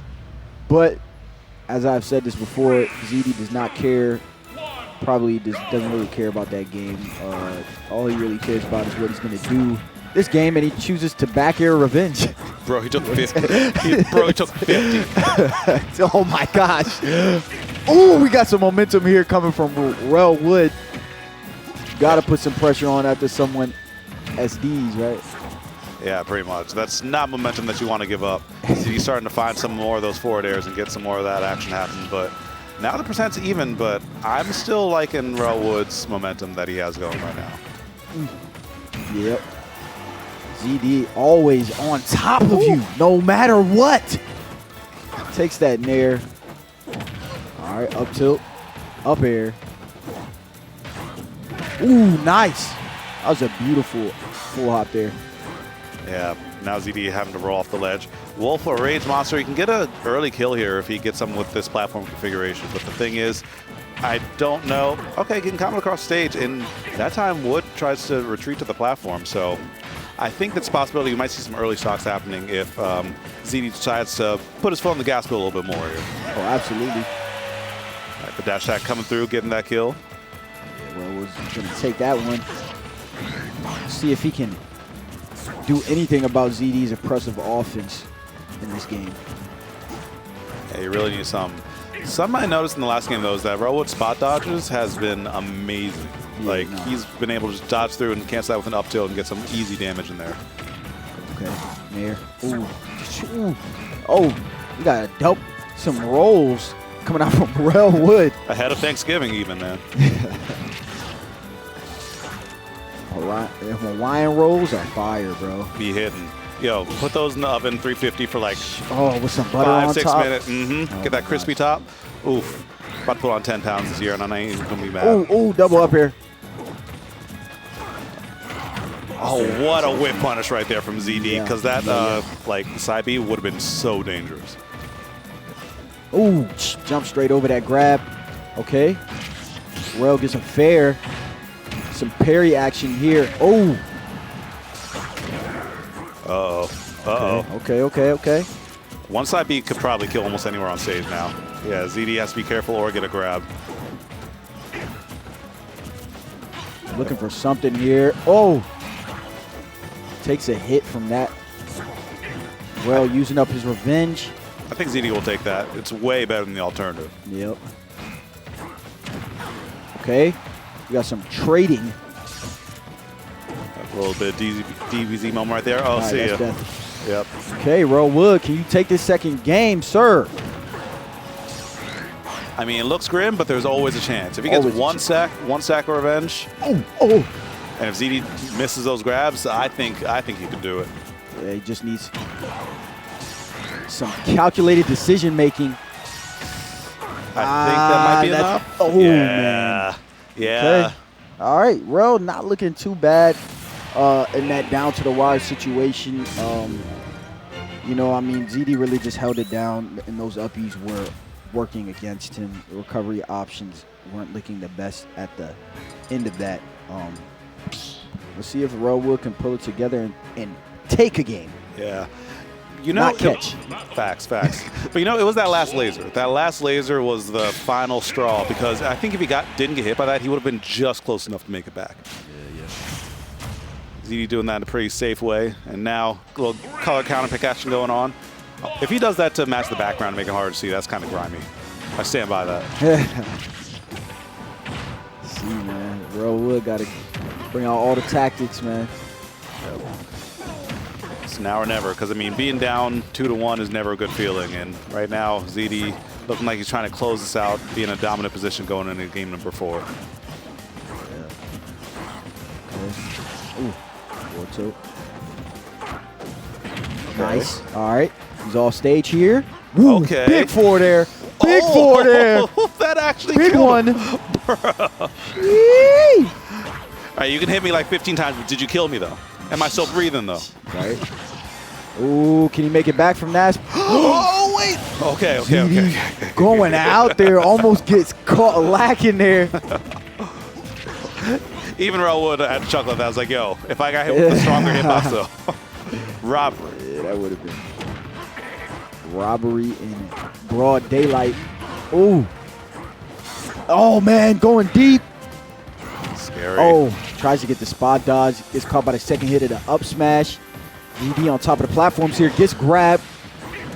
Yep, trying to go for a landing situation. ZD just not interacting with any of that. Great None of parry, and there we go. You got stage control back, and with ZD with stage control, we know what he can do, especially when he gets the reads, gets that patience, and gets that kill. Beautiful empty hop. That's what it looks like, man. And these parries are really coming through for ZD. Man, they're just the cherry on top, you know, of every exchange here.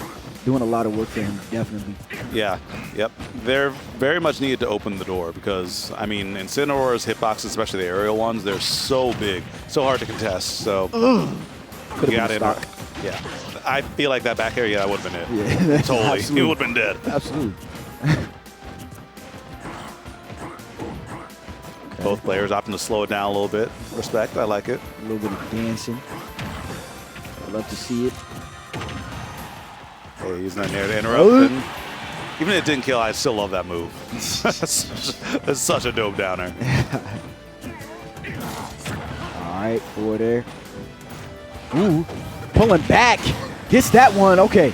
All right, he's in a situation again. Now, can he execute some Incineroarage? He needs it. He needs it bad right now. And I think he's in a position to do it a bit because ZD's hanging back a lot. And that's kind of what you want as Incineroar sometimes because that time you can just kind of pull the trigger and just YOLO something. They won't see it coming. Yeah. Like if ZD had teched that, would have been bad. Would have been horrible. Would have been bad. Rool Wood, I mean, he just can't get overzealous here. He really needs to just breathe in, breathe out, play the game that he knows he wants to play here. Yeah, this is going to be a hard recovery. Oh, no. Yeah, did he might have gotten shot off his side B? I don't know. But hey, that is a tough L to take. Yeah, he was starting to make that comeback happen. He was starting to. Yeah, almost had a comeback there. I think he was like in and out of comfort there, in that situation where he really needed to pull through there. And, just didn't go his way. Sometimes that's just how it works out, right? You're in a position where you really have to do everything right in a one stock situation. It's tough to really just keep it together all the way through. But Rool Wood still has a game. He could even up the score, and we could take this to 5. Yeah, but ZD's switching over to Fox, and I feel like Fox is one of his characters that he plays when he's on point, which he's playing pretty on point right now, but like Wolf is a bit safer. You kind of have to be in there a bit more as Fox. And when you're in there, you're light. It's an easy chance to get blown off. Yeah. A little double up there from Laurel. You're going to miss that side B. Getting a edge guard situation because of it. And he's doing a lot of damage, J-Lo. Yeah, he really is. I thought he was going to die to the up smash right there, but okay, this is what I was talking about. You can hit him 1,000 times, but Incineroar, all he has to do is just hit you once. Bad angle. Bad angle. Ugh. Oh, man. ZD drops the first stock. Let's see if Rool Wood can take one and get a lead that just punishes that at B. I mean, that recovery option hasn't worked once for him. Didn't work for him there either. You saw it down there, though. He was going for it. Yeah, he was going for the money. I love it. Yeah. You gotta, in this matchup especially, because if you don't take it when you can, like, I mean, you're never gonna get it. yeah, Fox will never let you play the game again. Like this. This is what's gonna happen. You're gonna hold like quick like 17 because of the jab at the ledge. Look at how much damage you took, bro. Goodness gracious, man. It's in that 84%. Incineroar loves the damage though. Yeah, that was almost so smart. Doesn't love being in a bad position. Chooses to up B. That one worked out for him. All right, gets one. That's some big damage. Yo, he's 2 hits away from dying. Oh, absolutely. Ooh, nair shield. Uh-oh, rolls behind. Gets away with it. Bit of a scramble from both players here. They both know how deadly the other player character is. Oh, is that gonna get punished? Nope. Nice little bit of chill and dude action. Oh, up B recovery working out for him again. Gets back here.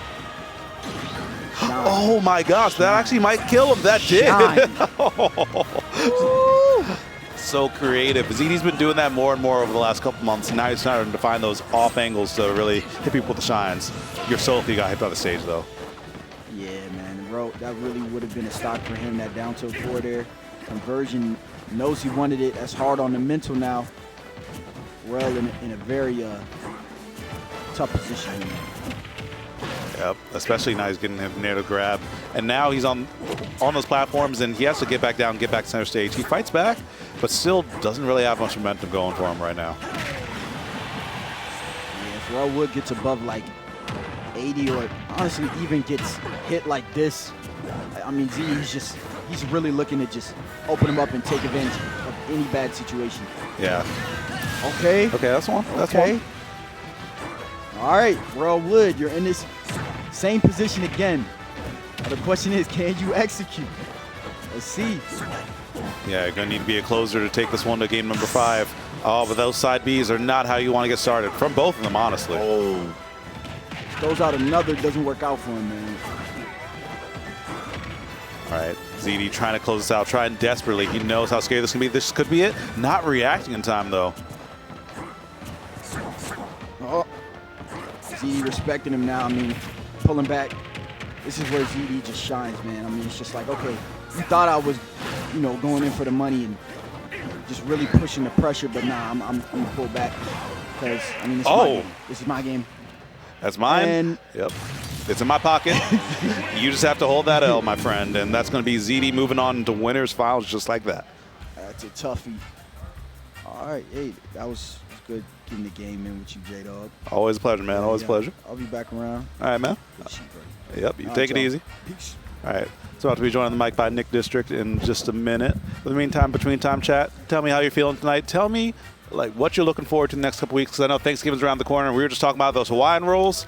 I'm trying to get some of that ham and some of that stuffing, okay? If you do not like stuffing, then you have the taste palate of a 6-year-old and need to grow up. But, maybe try, I don't know, putting some vegetables in it, because that joint's good. That joint's good. Sound off, what's your favorite Thanksgiving food in the chat? I'm curious. I'm about to read through. But hope you all are doing well. Hope you all are staying warm out here in Maryland. It's a nice, lovely, I don't know, 50-something. No, it was like 40 as I was driving in and raining like a mug. Oh, also Pokemon Scarlet and Violet that happened this week. Right. Apple pie, person of culture, class, ham stuffing, and ramen salad. Interesting. I've never had that. I'm coming through for Thanksgiving, Brian Ja. Yeah, Brian Ja, I'm coming through. Ramen salad. What does that entail? Sounds lit. Pistachio pudding. All right, y'all naming foods I ain't never heard of. I'm here for them, though.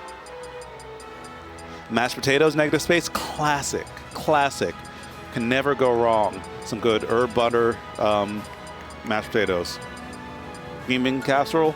I haven't been sold on it. But I'm always open to try it again.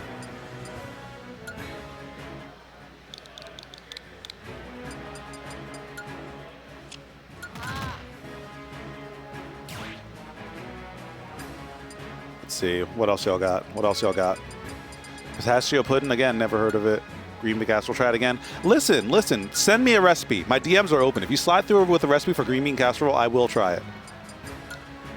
Pecan pie. Again, haven't been sold. You know what's really good that a lot of people should try more? What's up? Peanut butter Nutella.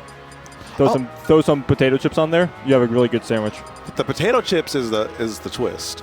But I was about to say, like, back in maybe 10, 12 years ago, Nutella was the thing.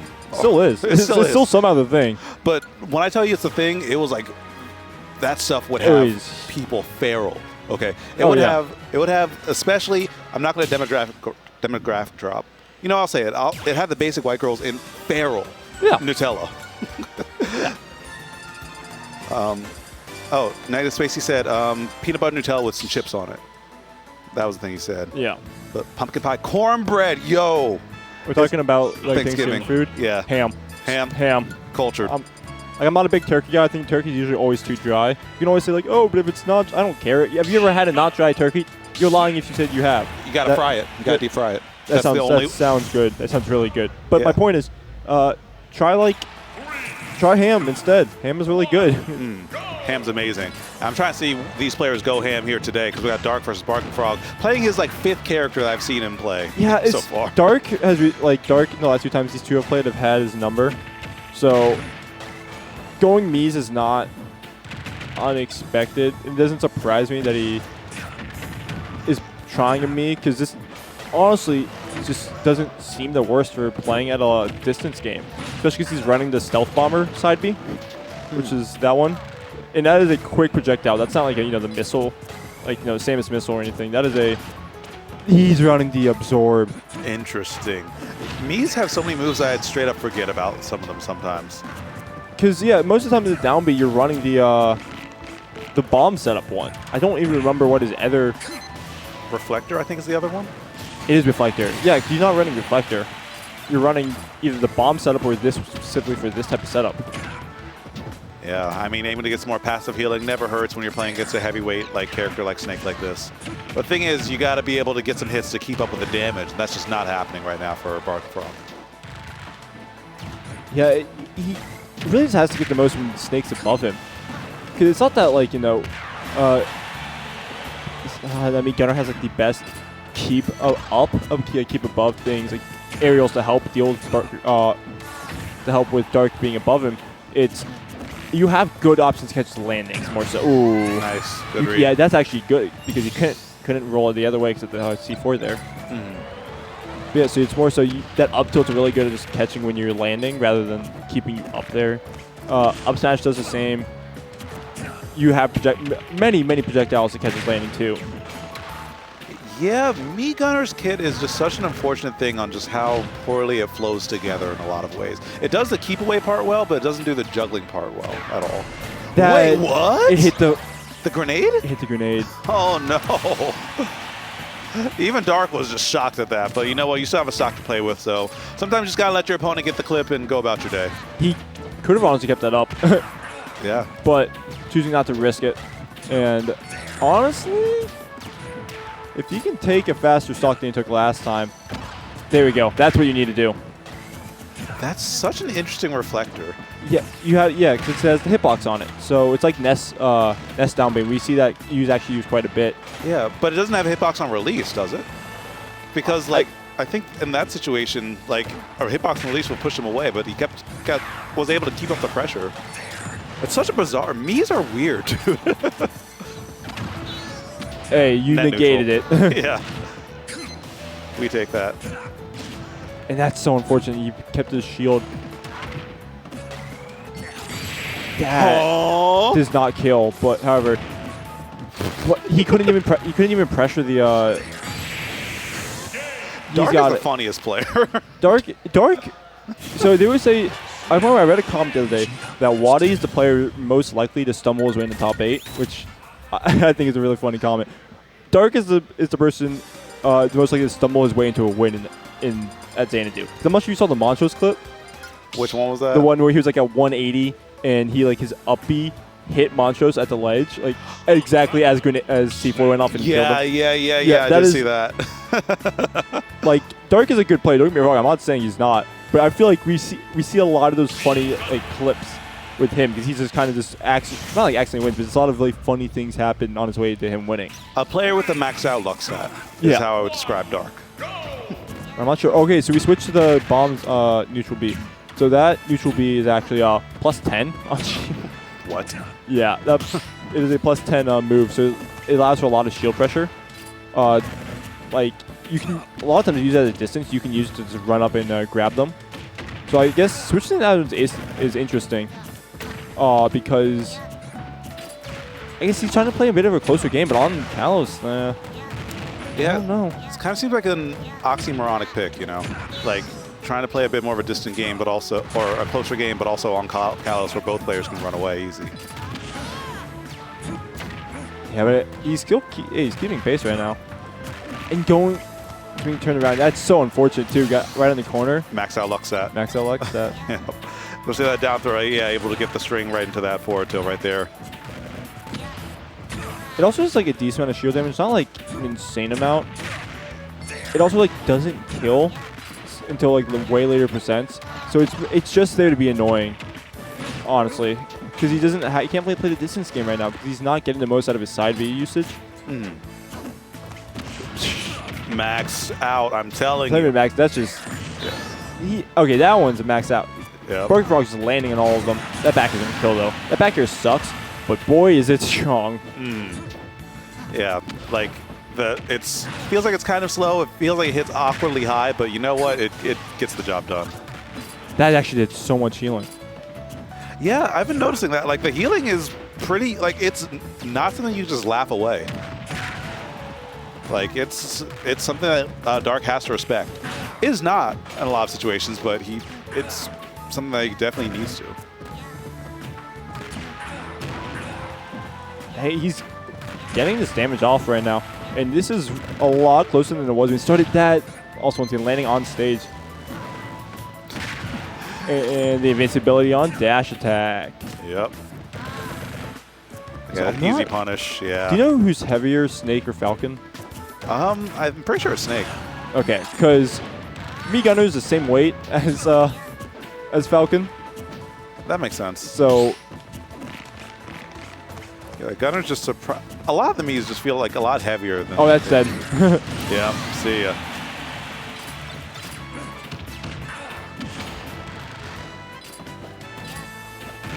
Oh wait, he actually may have saved him with that one. He just got through all of that. Yep. Tank that. It's like, oh, it just reminds me of war. Snake right at home with that. Oh, He would make it back, but not getting down smash off, which would have definitely covered both options, but unfortunately not. He's gonna have to definitely take the time to refresh that, but good that's read. just the Yeah. I mean, every player wants to do that because they want to like air dodge to the ledge or something like that. Just like hope the last hit misses. But if they wait for that, you could have actually just been sent to the Shadow Realm. So you saw he was able to get the jab out beforehand. Ate the hitbox. So much healing, sheesh. But it's still looking like it's not even going to be enough. Yeah, Bark Frog doing. Oh, okay. There's the side B finally taking its first stock. Honestly, the first time I've seen it like used efficiently all game and all set, but that up tilt is that's a classic. Yeah. Yep. Sin Sprawl. It's Snake do be up tilt.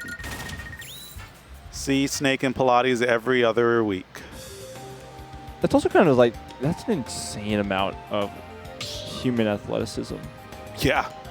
Yeah. Because like a lot of people can't even get like their legs past like their hip area, hip height. That's he's putting that up. That is a 180 degree angle. Yeah, that's genetics, and that's like stretching like since you were a kid. Because I don't care how much you like train as an adult, like you can't gain that flexibility if you didn't start young. That's ridiculous. But then again, he's a super soldier, so nanomachines can explain it all away.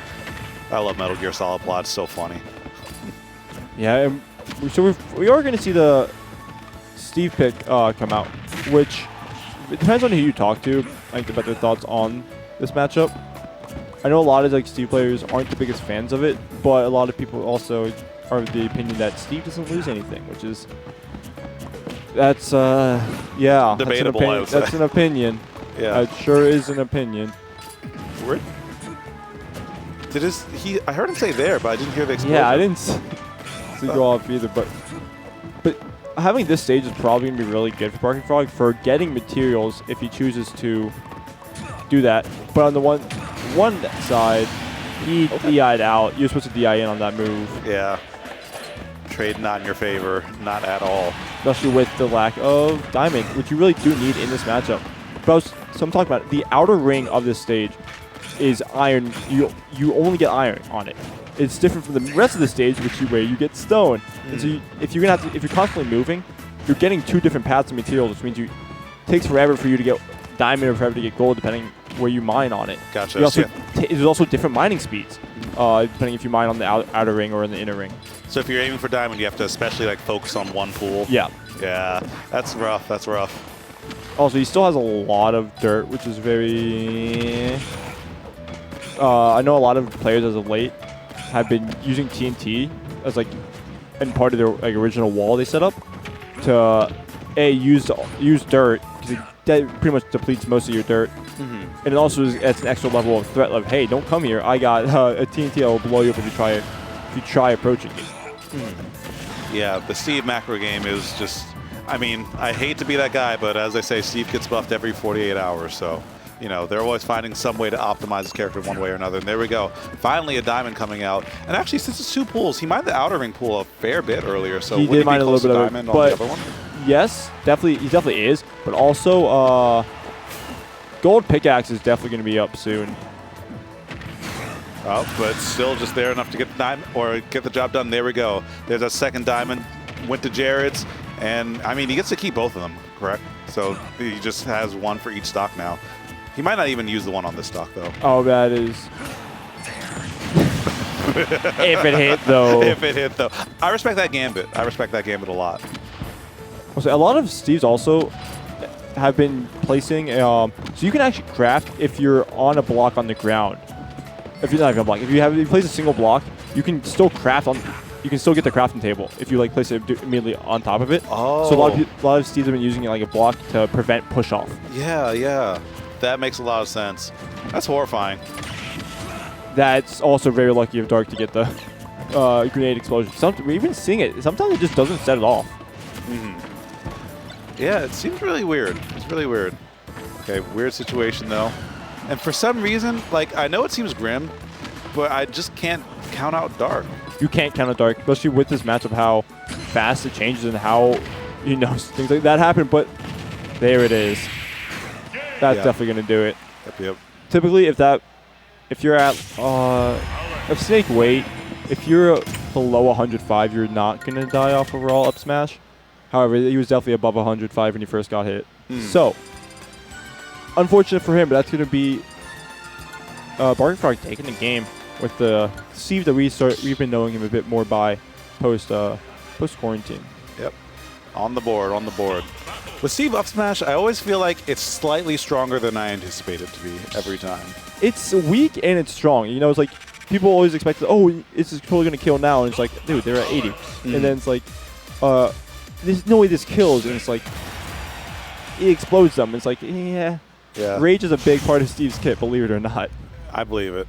And plus, like, it's one of those situations where it's like, lowish base, super high growth. That we don't really see a whole lot of knockback moves like that. Yeah.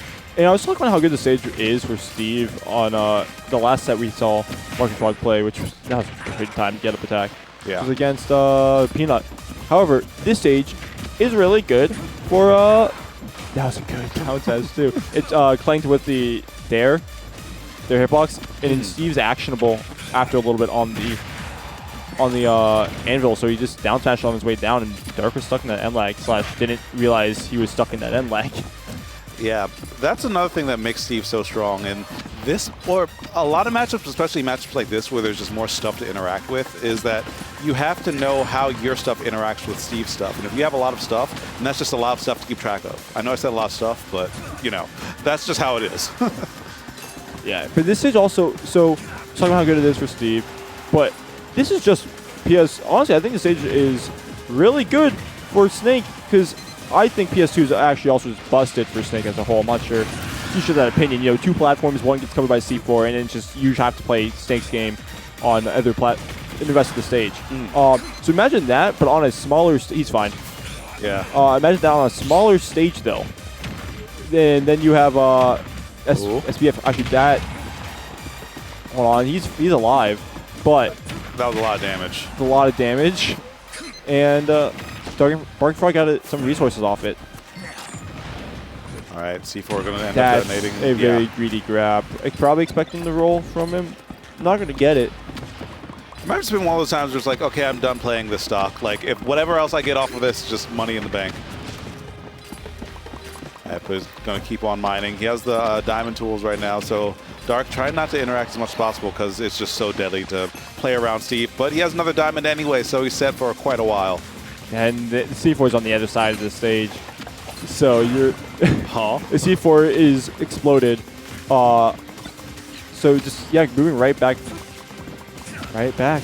He's had so much time to mine. I wouldn't even be surprised if he was like a few away from another diamond. Oh, he's like, yeah. Yeah, exactly. Like, he had so much time just mining. Typically, you can tell because you get 2 gold between each diamond. So if you see 2 gold in mine, he's typically going to be close to another diamond. Using it right here, though, so better hope that he doesn't get, like, instantly killed. That's going off. But he took a huge punish because he got wanted to use, I don't know what frame that fair is, but it is laggy. Looks like Barking Frog might not really believed in that forward air, but either way, he's playing with house money right now. Okay, and yeah, he has That's diamond. it. You got sweet spot back here too. Yeah. So sweet spot, sour spot back here, kind of weak. If you the main problem with sour spot back is nobody DIs it right, so you just end up dying off the top really early because you're supposed to hold out on it. Because it sends like more of an upward angle, but people hold in, expecting his sweet spot bear sends directly out. So big mix-up sometimes. But I'm gonna be honest, I still don't quite know where the sweet and sour spot is. I don't. It's basically just the timing of it. The early hitbox is the sour spot. Late hitbox is sweet, basically. That's horrifying. Yeah, it's late hitbox, early hitbox is what I should be calling it by, but it's sweet spot, sour spot in my head. But yeah, no, Steve's definitely gets more off his late hitbox moves, especially actually with like up tilt too, because that's less time for you have to worry about and lag off your up tilt conversions too. Yep. Which can apparently make diamond up tilt like diamond up tilt +2 at some points if you get like the last hit of it. Yep. On shield. I've seen that and I was like, okay, that's ridiculous. See, that kind of ruined my mood for the night. It's like I don't think I've ever lost to anybody with Steve on purpose now. I think I've like just chosen to lose. Because how do I lose to that character, I have a basically like a +2 on move sometimes. Hey, it'd be like that sometimes. I like that you recognize the strengths. So many people are like, oh yeah, but if I do this, it's like, no, sometimes your stuff is just good. Like that minecart. Right. Sometimes that's just a good move. That was just a good placement of it too. Like, yeah, that move on paper, minecart really shouldn't be as good as it is. I'm gonna say it. I think its main problem is, of course, like the armor and the burst option. But if you like, it's not that fast of a move. It's simply just the armor that makes this a problem. Also, he has diamond on the board. That actually could be huge. That was really interesting and dark. That's so good. Man. That was just that was godlike. That was just sick. really good. Yeah. Say what you want about Steve, but that was just a sick play all around. Okay. That was Barking smart. Frog's awareness too to do that. Yeah, exactly. Off the tech and not that low, and knowing that he had to be and stay there, and the blocks placement as well. Everything's coming up Barking Frog, man. Also, Dark is lost. I will say I do think that it would have been a really awkward angle. There's a chance he may have just hit the side of the stage if Barking Frog tried to go directly up at the time. So the side B definitely put him in a better position to recover, but it also put him in a better position in this game in general. Yeah, exactly. Now 3 stocks to 1, has another diamond for the next stock. He has plenty of time to mine and build up resources, just build a little house. Nice aim right there. Yeah, he's getting through the hole. Not really the block, but this stage also has the same things that Kalos has, where the side platforms and then the middle circle are stone based, and then the outer ring and the top plat are iron based. So once again, if you're moving around a lot, it takes up. He doesn't have an air dodge. He's actually dead. C4? No. C4 is on stage. Wait, what the hell was that? Block combined hitbox thing sometimes. Steve, call what you want. That was just an unfortunate air dodge from Dark, and he had a C4 on the stage, so he was just screwed either way. Yeah, but like, he hit the block, and also like his momentum just, like, he didn't have the usual like air dodge momentum. Like he was still moving really fast, and because it was just bizarre. Block. It was just bizarre. Blocky man. Block plus L plus ratio plus that was just ridiculous, man. Ridiculous. And it looks like only thing Barking Frog needed was a bit more than the $2 for the sand skin. Instead, just needed to bump it up to $5.99. Yep. But yeah, like as I'm not gonna say as late, but the last few times those two have played, I'm pretty sure it's gone towards like Dark. And Dark has since then Dark has like had a pretty successful season. HM on the current MDPR, some good major results. He's been doing really well for himself. Yeah, but speaking of players who's doing well for themselves, Peanut Little Mac, who coming off a little bit of a mental reset, been playing a bit of shooters, actually resetting his sleep schedule. Which hey, that matters. You guys sleep. Follow your top players and sleep. Sleep at normal times. Yeah, and it seems like he's finally back today. I think it does help. That's not the stock. No, gonna get the damage. It's gonna get kidney punch. Try and set up for a tech chase. ZD actually holding up, just not having any of that. Good damage. Yo, Peanut's playing with some fire to him though. I will say, I talk with him quite a bit. There's the famous reference to group chat I talk about whenever him and Squid play, but he has not had like much love for this game as of late. I think it's more so just not really having the love for this game. It's more so finding interest in other games. So I know for a fact he hasn't been playing much. But if you haven't been playing much, in my opinion, you become the most creative when you haven't been playing this game as much. That's actually facts. Like, it's a common thing in a lot of sports for people to mix up their training so they don't develop too many bad habits. That's why coaches are so important. But on top of that, in games like this, like if you play other games, you are training different areas and like logic centers. And so with that, you're actually able to come back with some more creative stuff and, less bad habits sometimes. And Peanut knew he wasn't going to be able to get anything. So that was just a, hey, what are you going to do after type thrill. Which I feel like as of late we've been getting a lot more of. Like players are actually realizing that maybe it's not the best just to throw them off stage. Because you can put them in worse situations if they just can't shield grab that. Yeah. By putting them in worse situations, you can watch how they react to afterwards, and it can be used to like further down the line of like what options are you choosing here? Can I use that in games 2, 3, 4, 5, whatever? Yep. Data is data. Got to remember, it's always important to see how your opponent reacts to stuff sometimes. Oh, there's going to be a big string. Yeah, that's going to sting. ZD's ledge trapping, I guess it's more, not really ZD's ledge trapping, it's more Peanut's ability to get off the ledge. But as I say that, I cursed him. I'm so sorry, dude, because that forward air, back air is going to be more than enough to take the kill. Yeah, there's the war crimes in life, and then there's Wolf back there, which I would put slightly above that. Yep. And that, once again, that's just a classic combo that Wolf has. And I feel like the devs, if we're going to ban or nerf Steve, we should probably take a look at that. Maybe send Bear at a different angle. Make Bear specifically when that combos. I know like Street Fighter has it so if you combo using certain moves, it becomes weaker. Like when they link into each other. So we can probably do that with Wolf Bear. But just throwing some ideas out there, and that you cannot get up into that. Nope, never. Kind of stuck between a rock and a hard place, and that time you're going to choose the blast zone. And I feel like as time goes on, that move is like not that fast, like relative to other options that Wolf has. But Wolf players have gotten really good at reacting to neutral get-ups with that move. Yep. And the thing is, like, even if it's not that fast, sometimes that pause is enough to trip you up if you condition your opponent to play at a certain pace. Moves with an inherent pause in them are just good to throw out in your repertoire every now and then. And then, you know what? Since we're going to Hollow Bastion, you know what song's playing? Ooh, Hollow Bastion. All right, but I like the song, just not in this game. Yeah, honestly. I feel, I don't know, if it's a boxer fighting a wolf space animal, I feel like we could choose better music than this, but yeah, it works brilliant in Kingdom Hearts 1 the first time you're in Hollow Bastion. It doesn't work as well when you are, as you said, a boxer fighting a space wolf.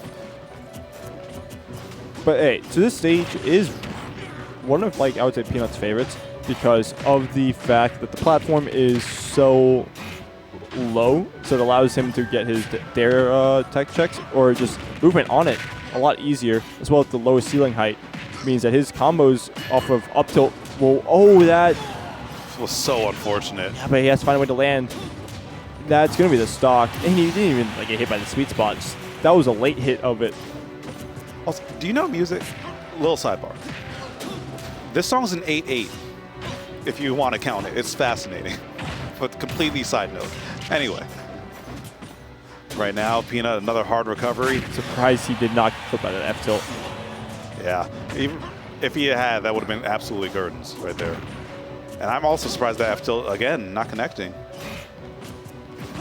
I will say, if Peanut has been through the trenches of Overwatch 2 competitive play with Zarya, so I would say his mentality as of now, probably better than it could have been previously, you know? Overwatch and Valorant competitive. Oh, he's also been playing Valorant too. That is the hyperbolic time chamber of mental, okay? And League of Legends, the hyperbolic time chamber of mental. Thankfully, I don't think he's been playing League. I don't think he'd be friends with him if he's been doing Good, that. that's self-care. Not playing League is self-care, straight up.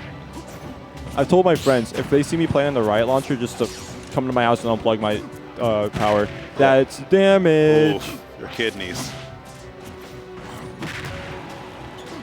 And this, with the amount of rage, if he gets on that if he gets hit with the up tilt on that platform, he's alive. If he gets hit by up tilt on that platform, Diddy is dying. Yeah, ZD cannot afford to step on that platform at all on anything but his own terms. Yeah, probably could have made it back from the up B. Didn't want to risk getting hit by like a 2-frame or something about the F tilt, or even like a down tilt sometimes, down smash. But either way, this is looking really bad for Peanut as he's piling on the damage. You can't even punish that with Wolf Flash. Yeah, just nothing's really working out for him right now. He's getting hit by everything in the book and the kitchen sink at that. I'd be surprised if he can make it off this ledge right here. I'm not gonna lie, I didn't realize how slow Max. That's the stock, and he has KO punch. But ZD, you know ZD's gonna take it. Try to take it full. Wait a minute. Wait a minute. He pulled the trigger too early. But I think that specific situation relies on the opponent mashing to extend their hurt box. Although that made wait a minute. Wait, does he have a jump? He does have a jump. Yo, this went from like okay just for ZD to straight up awful. Can't even make it back. That was a really good side B from ZD too. What are you gonna do? Scared. Both of them so scared. Both of them so scared. And then Nair, actually, yeah, it's gonna be enough to do it. What a game number 2 right there. Yeah, you bet it all on the KO punch, and the fact that he didn't get hard punished for it is kind of big, and he almost won it off. That ZD, though, being smart, saving his jump, honestly, recovering aggressive there is probably the move, because you don't want to risk recovering defensively, because you saw the 2-frame, always chance for 2 frames, and if you can just hit Mac out of his down smash animation, there's really less risk there. But Fox coming out. Yeah, I've noticed a lot of game 3s or 4s today. He's been going Fox. And I feel like that's a very Japanese thing for him to do. And let me explain, because a lot of Japanese players with pockets. Japanese. Yeah. Yeah, a lot of Japanese players with pockets tend to go their other character in games like 3 or 4 to mix up their opponent's responses to certain situations, because it's hard to just adapt that quickly. Clearing your mental stack that quickly just doesn't happen unless you've practiced it.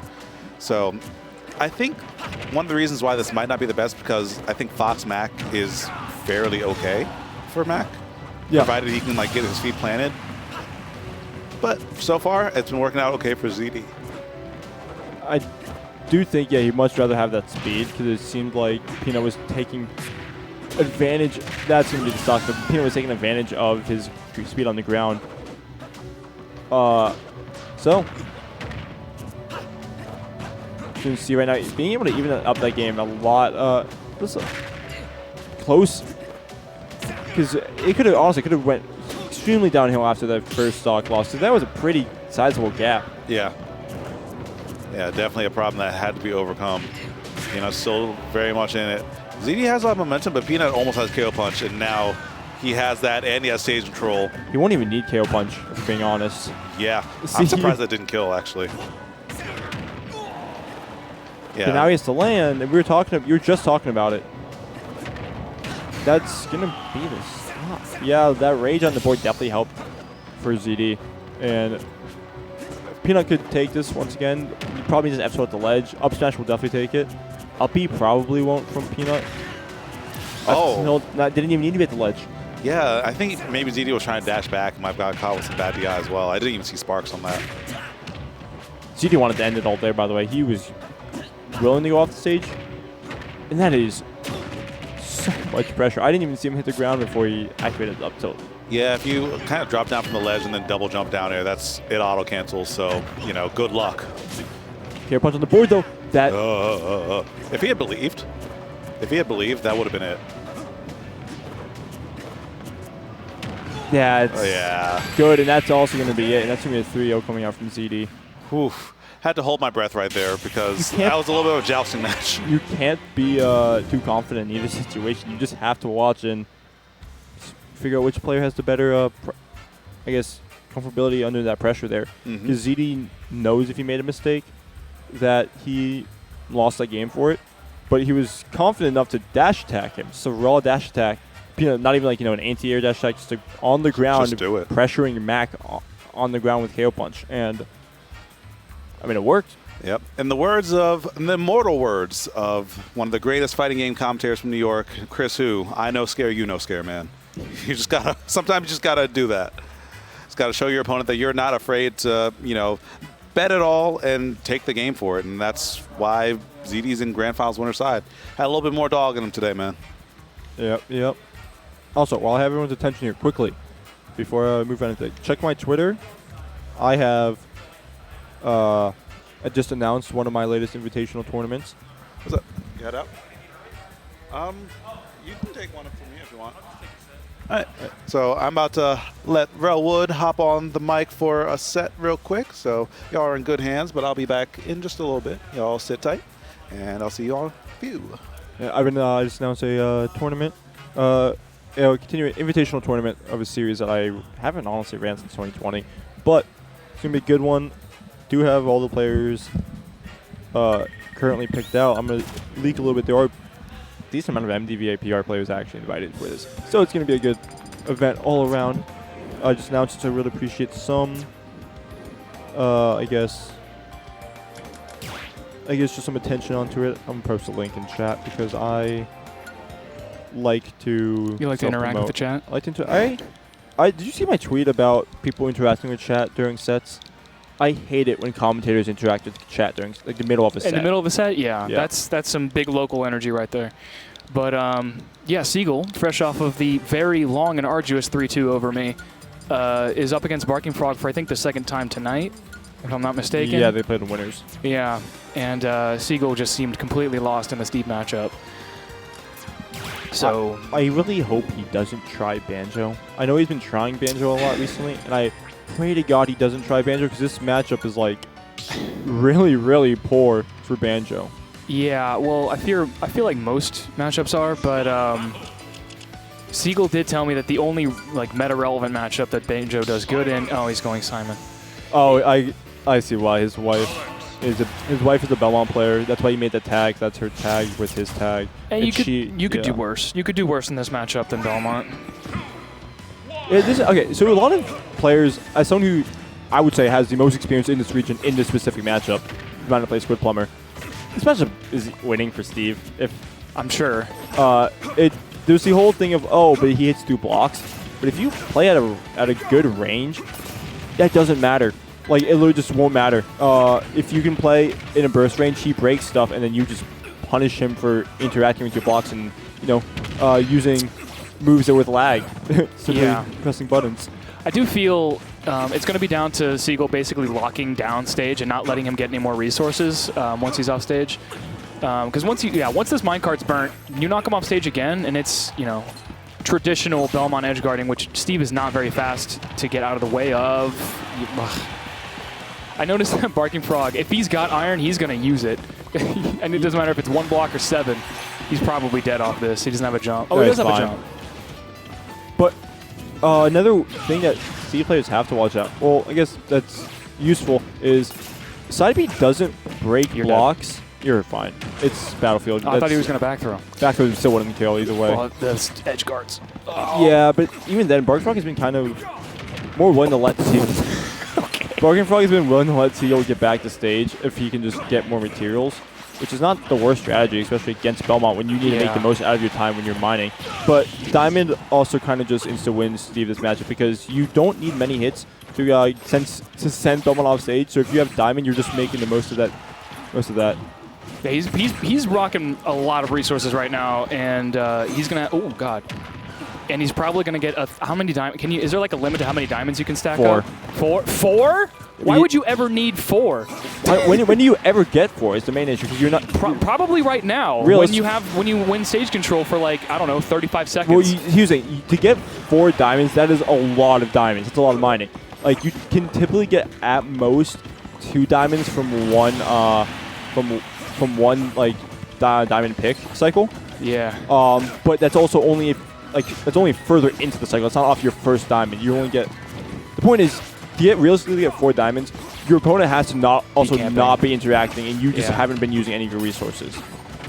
Because there also is a resource limit. I don't remember the exact thing, but there is one. It's just also it's not. It's probably full iron. You mean like after a while you just run out of stage resources completely? Well, you can't get any more. Is like there is like a limit for it eventually. Like you just start mining nothing? You start mining, but it just goes away. There's like there's a different animation for it and everything. Oh, that's wow. If you ever reach that point, I'm sure the clock will run out before that happens. It's possible to do it in game. It's also one of those ones in a matchup where you just have not been interacting with your opponent. That was F smash. Oh, goes for the soft punish instead. Yeah. So I was talking about, we haven't seen it much here, but one of the main things people always talk about that's sweet. Yeah, that covered. That is sweet spot back here. Because all he had to do was threaten the up tilt on the TNT, and then as soon as he rolled, he's like, aha, I made you roll, and then it's a up tilt into back air. Yeah. Like he's Bayonetta. You also, Seagull got up before the TNT was even out, so Bark Frog kind of just reacted to that because he had the TNT there. Like I think TNT was placed. And Seagull rolled within like the same 5 frames. I don't blame him for just trying to roll all the way for while he was setting up. Yeah, or he's setting up. But unfortunately, that back air is that up tilt is at worst -1 on shield. So pretty good at pressuring, especially with Belmont. Belmont's up B is good, but dealing with a diamond up tilt on shield is still rough. Yeah, you have to basically call out if they're going to do a second up tilt. Oh. And even then, with how safe Diamond, it's honestly like 3 up tilts until you can finally actually do anything. Oh, like I still on shield. Yeah. Yep. Okay. And this is just, I don't know. I know that, oh, jeez. I know Seagull loves Town and City for the earlier kills on back air and back throw, but I just, minecart on this stage is ridiculous. And so is Diamond back air. So there's the idea that Steve sucks on this stage, wood. However, I say this is actually a pretty good stage for Steve purely because of how big it is. You mine really fast when you have when you use axe versus compared to pickaxe. So sure, you're getting more wood than you are iron and stuff. You aren't getting stone, but you're mining so fast that it doesn't matter. That you have enough state if you got it at that hill. That's that's the stock. I don't know what that was about. And he got that off the top, so that's going to be even more materials for. He's fine. He's gonna doesn't even try finish breaking the. Oh, I like that idea. Yeah, not the punch tilt. Oh no, that's the problem though. You break your combo tool mining here. Yeah. You break your main shield pressure tool too. Yeah. None of the pickaxe moves are very safe. Oh. Yeah, none of the pickaxe moves until Diamond becomes safe. Or nice. Without extreme spacing. I like that Seagull went underneath you, broke the dirt and then just went right underneath with the invincible dash attack, and then he falls into the F smash. One of the more safer moves to throw out. Yeah, that's also we're 2 years in the game and people still don't know that you can go underneath block setup if. You just have to have the bottom. You just have to have the bottom blocked on, and then you can just walk underneath the whole setup. Yeah. But once again, it is probably better to do it with a option that's invincible. You mentioned. Yeah. Just come through with the breach and clear. I like. They hit the block. That's is that the equivalent of caping it or something, where you just turn them around and. He gets reversed real quick. Yeah, sometimes, so if like you jump out of might it, do it. and like say, nah, I'm tired and stuff, and not even with rage. So that's not it. He died off the top. That He was a DI. little- That was really bad DI. That was a little. I keep waiting for him to reflect these anvils back. Yeah, I was talking about it earlier with I forgot I'm sorry, I forgot the other commentator's name. I never actually got it, but Is it something ape, right? no, not Taz not, Ape? not Taz. Something with the C. The other guy who was commentating with him earlier. But that there's about like a if you're Steve, you have about 8 or so options there. Well, there's not 8 or so options. You have about eight or so paths. You know, you can it's either like relying on Seagull doing something or not doing anything, and there's further paths beyond that. He should not be going Diddy. This is the awful This is matchup. possibly one of the worst like character picks that he has that he could go. You just go Sonic. Yeah, like- I was about to say, realistically, go Sonic in this matchup. That is a matchup that Steve does lose. Oh, he saw Tweak do that, and he's like, "Oh, that must mean it's a winning matchup." No, we saw how hard Tweak got black lung just trying to take 3 games against Akola and them, Tweak worked so hard, and he still lost. and he still lost.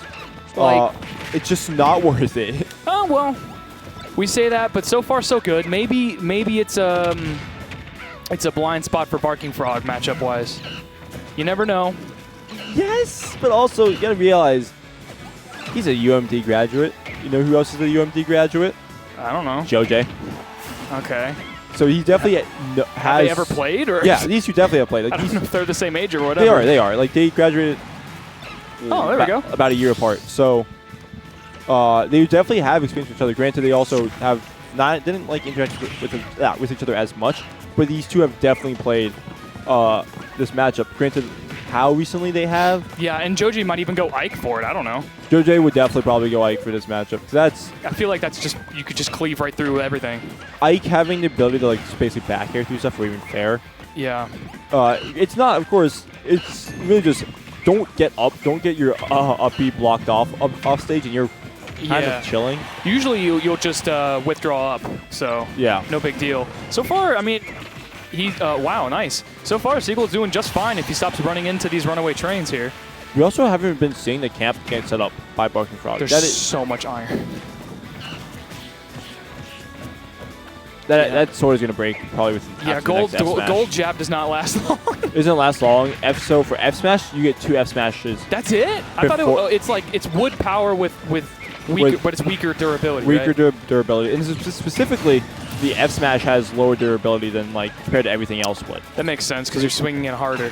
Yeah, probably. Like, Yeah. In I don't know, in the canon of Minecraft. in the canon of Minecraft, if you break it or you hit someone, it still takes 1 no matter what, like one total use. In the canon of Minecraft, when you die, you lose all your stuff. Well, it depends. Sometimes if you have set inventories true, you just keep all your. Yeah, they got heroes. some portal set up or something. There's some command blocks being used somewhere. Yeah, there's definitely some like cheats and server cheats going on here. Achievements are not going to be accepted. That was an F Nice. smash if you just. That was a really good, basically tech situation that Seagull got through, and I swear what? I mean, it hit him. Nice, and it got you back to ledge. That's You're dead. stock. Yeah, that's a very poor. Yeah, I feel like Monkey he needs to flip. do more grab flips instead of these kicks, because all the grab flips have been hitting their mark. Oh my god. I think did I hit the block? Yeah, the last little punch. That's it, right? 4th throw? Yeah. Yeah. Hey, it worked. Obviously, there was a blind It was spot. actually a pretty solid win, too. And once again, I do want to bring up the fact that Barking Frog has not been committing to the camp. He has not been camping as hard as he could be. No. It feels like most of it is just Seagull. Most of him getting all this stuff is Seagull not knowing how to approach, and then him hesitating a little bit is just allowing, even if it's just like a second. That's about like 4 materials that Barking Frog combined in that time. It seems that Seagull, he had trouble approaching and breaking the neutral before. Now that he's got, 1, a pretty fast character, 2, Banana to lead in with, so you can sort of cover one of Steve's pass with Banana and then cover the rest with Diddy. He seems to be cracking the neutral open a lot better. And also, he was staying on him, like, basically... Okay, well, Diddy probably beats Kazuya. I do imagine Diddy beats Kazuya, If but and Seagull was more than willing to camp this out. I will say though, the last few times these two have played, it's gone pretty. Barking Frog's Kazuya has done really good. I'm pretty sure it's 1 in this set. We will see. It's all down to how if Seagull gets like overly aggressive or tilted at you know the combos or whatever, you know, losing the stock. Oh geez, Kazuya is so busted. Then it's probably not going to go his way. But if he keeps it clean and banana camps, does this nice bait and punish, there's not much Kazuya can do. I'm gonna be honest. I've seen Seagull like tilted maybe once. He just seems to be confused. I've seen him more confused than like actually tilted when he gets hit by something. Ooh, nice little two. That's You're done. I don't know why you kicked there.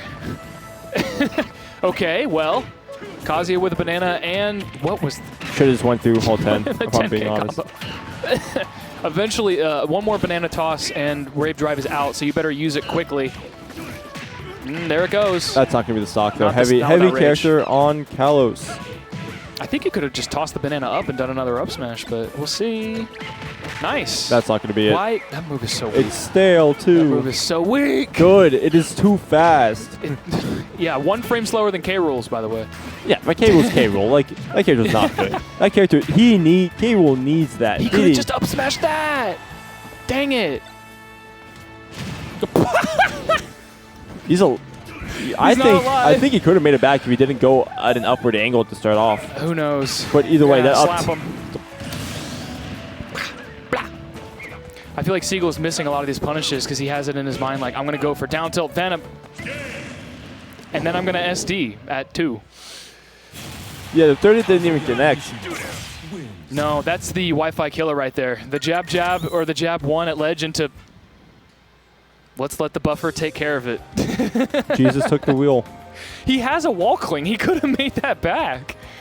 Yeah, I think even if you got hit off stage there, like the 30 did connect, why would you air dodge there? I feel like it's one of those things that Barking Frog at that point could just kind of go out there. I guess he was trying to air dodge to ledge. Maybe. Oh, well. And regardless, we're going to get J-Dog back on the mic. That was a funny little set to commentate. Yeah, make sure to follow Mr. Velwood, player extraordinaire, commentator extraordinaire. Great guy all around in general. Just make sure to follow him. I know his Twitter is pretty entertaining. But we're going to get a rerun of what we saw in winners semis. Yeah, winners semis.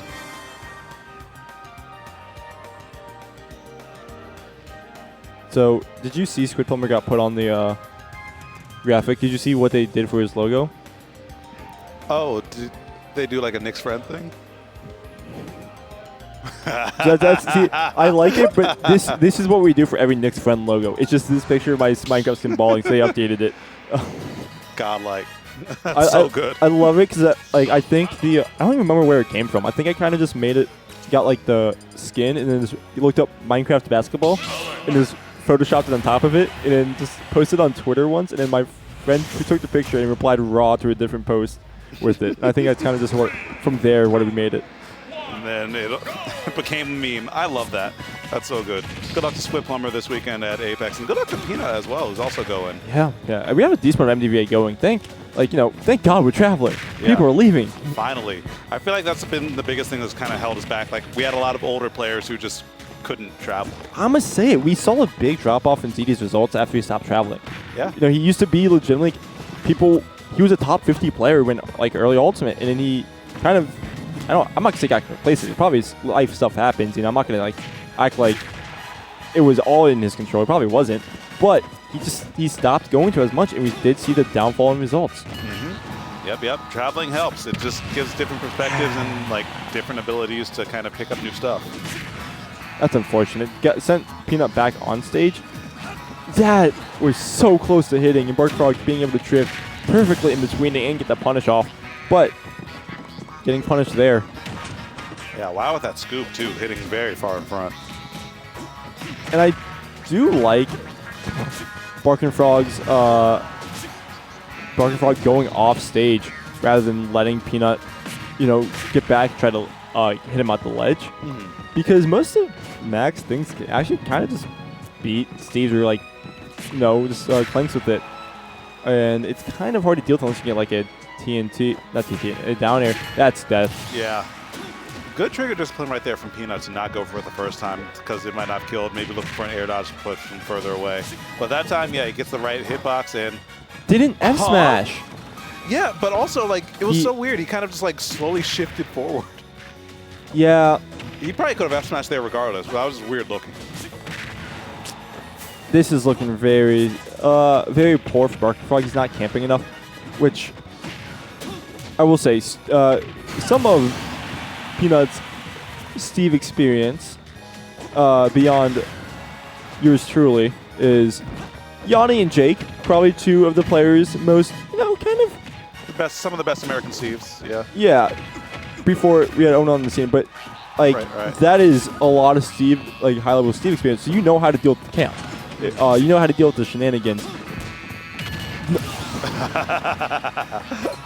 Gold is on the table, and Mac is a fast faller. However, it does also mean that with that up B is also frame 3.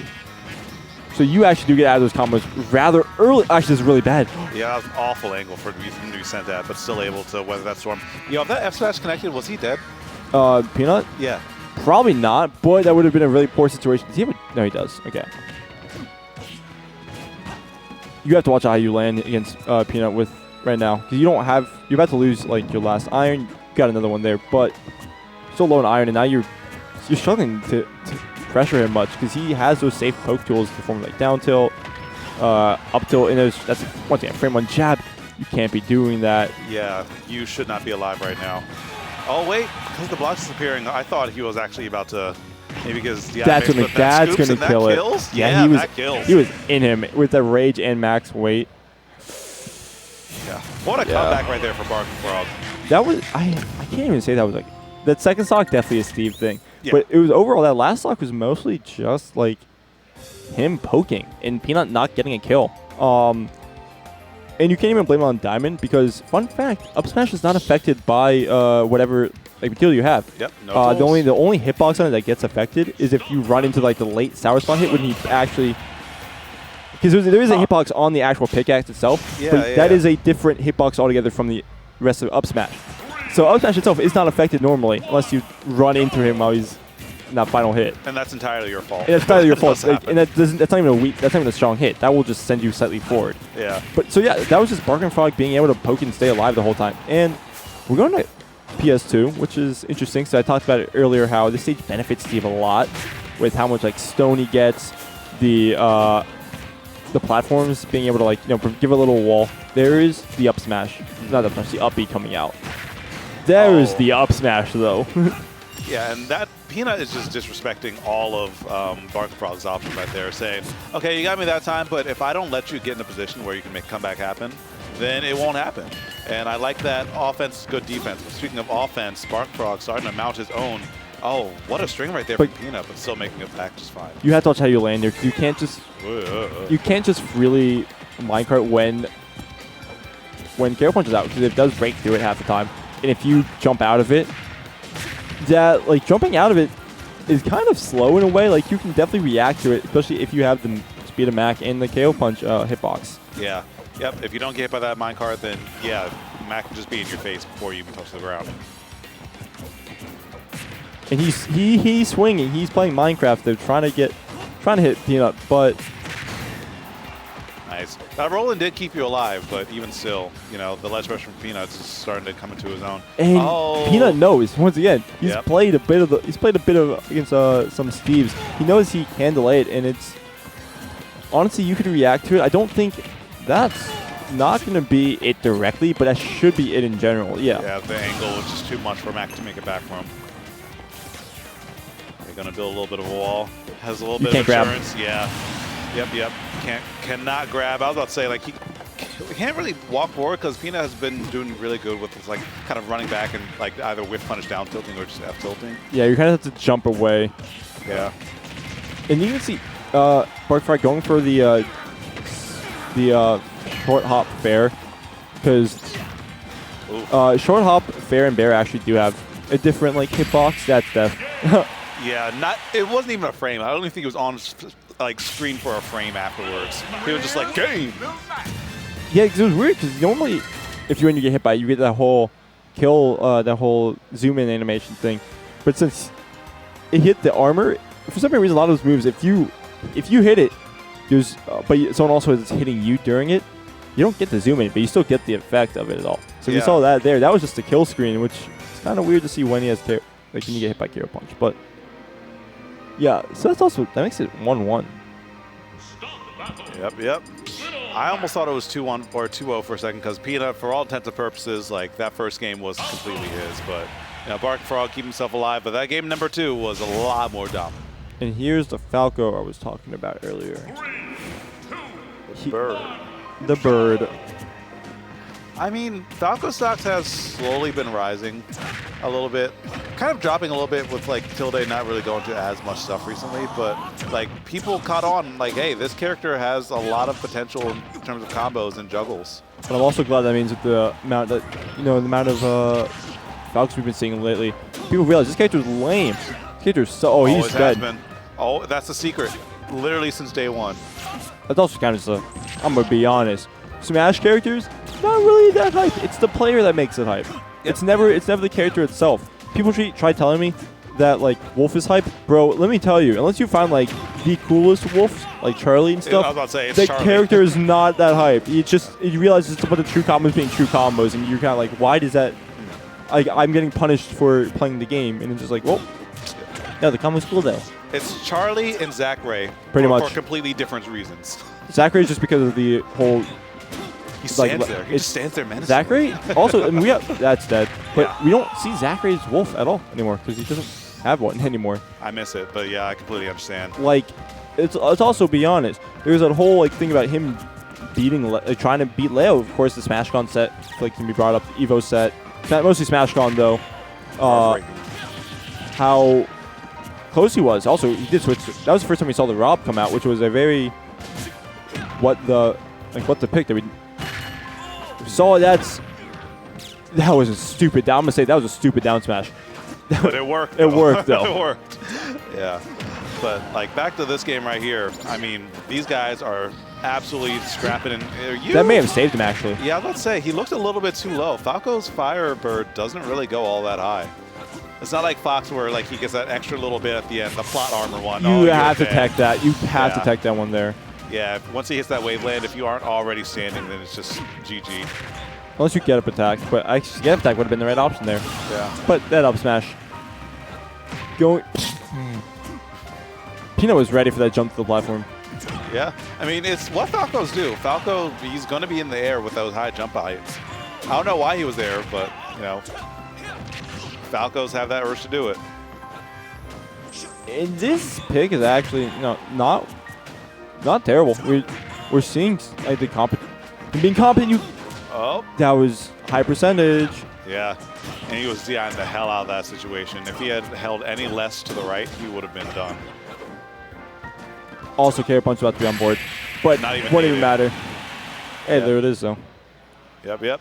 This gets punched in the jaw, or feet rather, and we got ourselves a 2-1 series. Yeah, we're gonna. Looks like they're talking, so chance we do see an actual stage switch. I'm going. Nope. Well, we're gonna small battlefield. Bit, yeah. Which I've talked about how Peanut loves this stage a lot. Going back to the Steve, which let's see, we talked. I didn't think that Falco was a bad pick. Yeah, I feel like it definitely could have worked. It was just like a little bit. When you play too many characters, sometimes you start doing the stuff that you feel like the character should do instead of the stuff you want to do. And some of those jumps were just like Falco would jump you, you know? Yeah, I was like, one of the biggest differences between an experienced player and a more casual player is what do they think of a counter? If that makes sense. A lot of people think, oh, just counter every time, like, whatever. But if you get hit DI on that, but if you try countering every time, you're gonna lose. People are gonna start calling it out because counters are really not that good, unless you're like Joker or stuff like that. But like Mac counter, for instance, is not one of those moves. But Peanut has really good usage of his counters to make it back to stage because that gives so much horizontal distance for him too. Good parry, but not going to matter. Yeah, a huge parry actually, because I don't know if you're getting through otherwise. And oh, huge armor right there. Great spot dodge, and oh my god, that sequence was sick from Peanut. And he has no materials. Yeah, this is going to be a struggle game right now if I ever saw He one. got stuck in the corner pressure. Yeah, that's like a free, what, like 20, 25 if you get hit in the corner there. Yeah, everything's coming up Peanut and Barking Frog. A little lost now to make this comeback happen. To be fair, I don't know if I have an answer for him right now. He didn't stick onto the anvil. So, of course, that's just a game did not like you that time. Yeah, I think there's a wrap. Like, the game's against you, Peanut's playing hot. That was just one of those ones where it's like, okay, you got me. I ran out of gas, but good luck in the bracket, man, because Peanut's still staying in there. Yeah, grand finals, though. Hey, Barking Frog lost, I think it was losing in winners semis? Winners semis so, to yeah. Peanut. So, gonna bow out at 3rd place. Not a bad placement from someone who we once again don't see as often. And we've been seeing him a lot more, though. So I can't be saying that anymore. I can't really be saying that anymore. But he's, I would say, a PR worth level player for someone who Since day one of all. since day one. Like, don't get me wrong. I'm trying to phrase this one better. He's a PR level. He's always been a PR level opponent. But compared to the other PR level opponents in the region, we don't see him as much. There we go. Yeah. Yep. Life happens. I know he graduated college. Graduated, at some got point. married. Yeah. Job probably, I do imagine. That's a wrap. I think he has some cats now, so like. Yep. Once you get a job and a partner, then it's like a wrap for upper echelons of competitive, like almost any game, unless you have a really, really supportive partner. And you bring in the money. So yeah, that too. Because we know Smash ain't paying. Let's be real. But let's also get into this game 1 of Grand Final. ZD come from winner side and Peanut come from losers. ZD sent Peanut into losers a little bit earlier, if memory serves. Yeah, it wasn't the worst 3-0. Moxie was the closest. So we did see some of the games were like pretty sure some of them were 2 stocks. But Peanut definitely showed moments of life in those games, and ZD had a little bit to rest. Peanut, though, coming off a pretty convincing 3-1, I'd say, especially after the final 3 stock. That's gonna be it. That last game was just one of those things. It was like, okay, you were just hitting every button, and that last sequence right there is another one of those times. It was like, okay, you got it. But ZD is a hard player to keep down, even though he got hit by that counter. It shows that he was still willing to go out there. Nice, yeah. Max tech rolls are so bad. Nice job capitalizing Max on that. any into attribute. Yeah, outside of ground speed. Outside of ground That's speed. like it. Good Tech rolls follow-up. So bad. Honestly, but no matter what, every character got hit by one of the Wolves' hitboxes there. That's true, yeah. But to get the front-facing one, that gets the kill so easily. That's going to aerial version. Try to Zell punch from the... Yeah, you can't be not holding shield whenever Wolf has his back to you. Yeah, back to you in the air. You just either not be there or just hold shield. Even not being there doesn't even work because his air acceleration is so high. Let's see off stage. Not get the back hit, but he tried jumping from that ledge, and that was just an F tilt for him. Yeah. All right. Even stocks, and I love that little walk forward from ZD showing that he's just not afraid. There we go. Should be a good punish. Nice. Yeah. A little bit of custom combo right there. Quick 60%. If that forward air connected, that would have been back air into stock easily. Fourth thrower, and gonna be able to back roll there. Going underneath the laser. Actually, hold on. What do you do here? Oh my God! Oh, Peanut. He always keeps that KO punch on him. He knows. And that was also, he got it after that F smash. So that was legitimately what ZD did after that moment. After that downward angle F smash is what does ZD do here?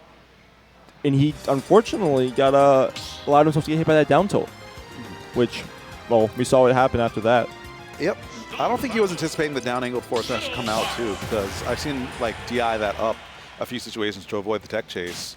But that time, it looked like the DI up didn't really start to come out until a bit late. And that's why Peanut steals that game #1 back. And now, I mean, when you come from lose, that's huge. That's huge. Oh, yeah. And we're going to see the Wolf as well. Not Wolf. The Wolf's switch off. The Fox, which talked about a little bit earlier. Bit of a Japanese play, one would say, for ZD. But I also do think it's it's like a lot of like a mental reset type thing. I feel like when he plays Fox, it means that he wants to start thinking more. And I feel like we've seen, if you're not thinking against Peanut, he will make you pay for it. Yeah. Yep. The thing is, like, I don't know. Oh, that's bad. Yeah. That's a bad counter, is what I meant to say. Max counter sucks. I was talking about it in the other. That should be. That was. I'm gonna say it. Kind of dumb. I feel like both those players should have died in that situation. Yeah. The fact that none of them did, he's dead. But the fact that none of them did it in the original scuffle was kind of dumb. Yeah. Yep. But I was just about to say, I both like and dislike the Fox switch right here because, like, on one hand, as you said, mental reset always helps. But on the other hand, do you need a mental reset after game 1 when you're coming from winner's side? Like, do you feel that much pressure from the other player in which you switch your guns that quick? We have seen how fast Peanut can snowball off even if it's off a game lead. If Z continues to let him be doing Mackie things, wow. then okay, what happens down the line? That is true. That's fair. Yeah. I guess you can't afford to let that ball get rolling too much. Good Nice. down smash, catching the jump off the ledge. Yeah. Really quick reaction right there. Now ZD 3 stocks to 1, sitting so comfortably, but you cannot rest just yet against Lil Mac. And he's trying. There's the up B that Peanut does whenever he starts anticipating someone's going to start going for combos. If they're not true, you will get hit by that if that's not true. Because once it frame 3 up smash, up B. So that's definitely a huge punish, especially if you're at a higher percent. Good patience. You're going to hold a bit of damage right there. Not too close to the ledge, so not going to eat a ton, but still resets the situation. Wait, no jump though. But you're going to be able to get back. It looks like he tried to ledge trump into something and he's going to die for that. That angle was unholy. That's also unfortunate because I think he must have hit the part of, Fox's legs are invincible on down smash. Yeah. So that was, he didn't even hit Fox, he hit the legs, which kind of can't. Yeah, I don't think I've ever seen like that hitbox. Well, maybe Peanut was he might have been holding down to try and hop above ledge as well. Doesn't automatically do that? You don't snap, I thought. You don't. You kind of don't. It's weird. It's like you can snap on the early part, like at the early part, and like at the very, very end, but you can't snap like at all in the middle. It's such a weird move. Yeah. Okay. So I think he was like trying to hold down just a little cheeky, get above the ledge, and the worst possible angle. And there we go. We're right back into Wolf. So I wonder if it's just more stage dependent than anything. Could be a stage dependent thing. I have seen him play Fox on the stage today, although just because it's not always stage dependent, it's character and stage dependent too. Which once again, basically, it could be that. That push off was so good for ZD. So I had a few hard reads on alt. Oh, you got to give Zell punch. Yeah, I'm surprised that reach. But then he's Mackley jumping off the ground with that. He be leaping. Yeah, but I had a few reads on Ultimate's meta in the past. One read I'd like to put out there now is body blocking. Like, we already kind of see that inadvertently with a few characters like Sephiroth and Wario in a few situations. Like I want to say UFA, TV Gluteny after a body block. But with characters with awful tech chases, you can body block them and then just push them to a very bad part of a hitbox if you have something like Wolf's down smash and covers both sides. So clip that, and in a year play it back to me when I'm right. Anyway. There's a lot of damage, even if it's not going to take much more to kill him. Like we saw there, that dash attack's going to take it. 53% on Wolf is quite a bit, especially when he starts evening up the game off a really random hit. Yeah, he took him right into 69% just off the bat. And ZD, I like that. That was so bold. The Peanut shielded, he probably would have been in the position to kill him. Totally. But the thing that really messes people up against Mac is that they play too safe. Sometimes you have to make sure the Mac player is willing to, actually respect you. I think one of the best examples of that, we talked about playing too safe, that was good, was that when in season, actually literally that was a year ago, Season 4 of 2021, ZD had a losing record on Peanut, and he made a tweet saying like, "What is the counterplay of this character? It's obviously not camping. It's not it's not like just playing lame or whatever." And I think it shows now the difference of how ZD is playing now versus Peanut, which is, they're playing defensive. They're definitely playing more defensive, but he's not letting Peanut just walk all over him. You know who told him that? This guy right here. He didn't listen to me at first, but then he came around. Yeah. I feel like that is also, I'm not even sure if this is an ultimate problem. This sounds like a general human problem. If it's not the solution, you immediately want people to listen to it. Oh, yeah. You have to, if you really want someone to listen, you have to tell them and then wait about 3 to 6 weeks for that to kind of digest, and then ask them about that situation, and then see if they say the thing that you told them before. Yep. Yep.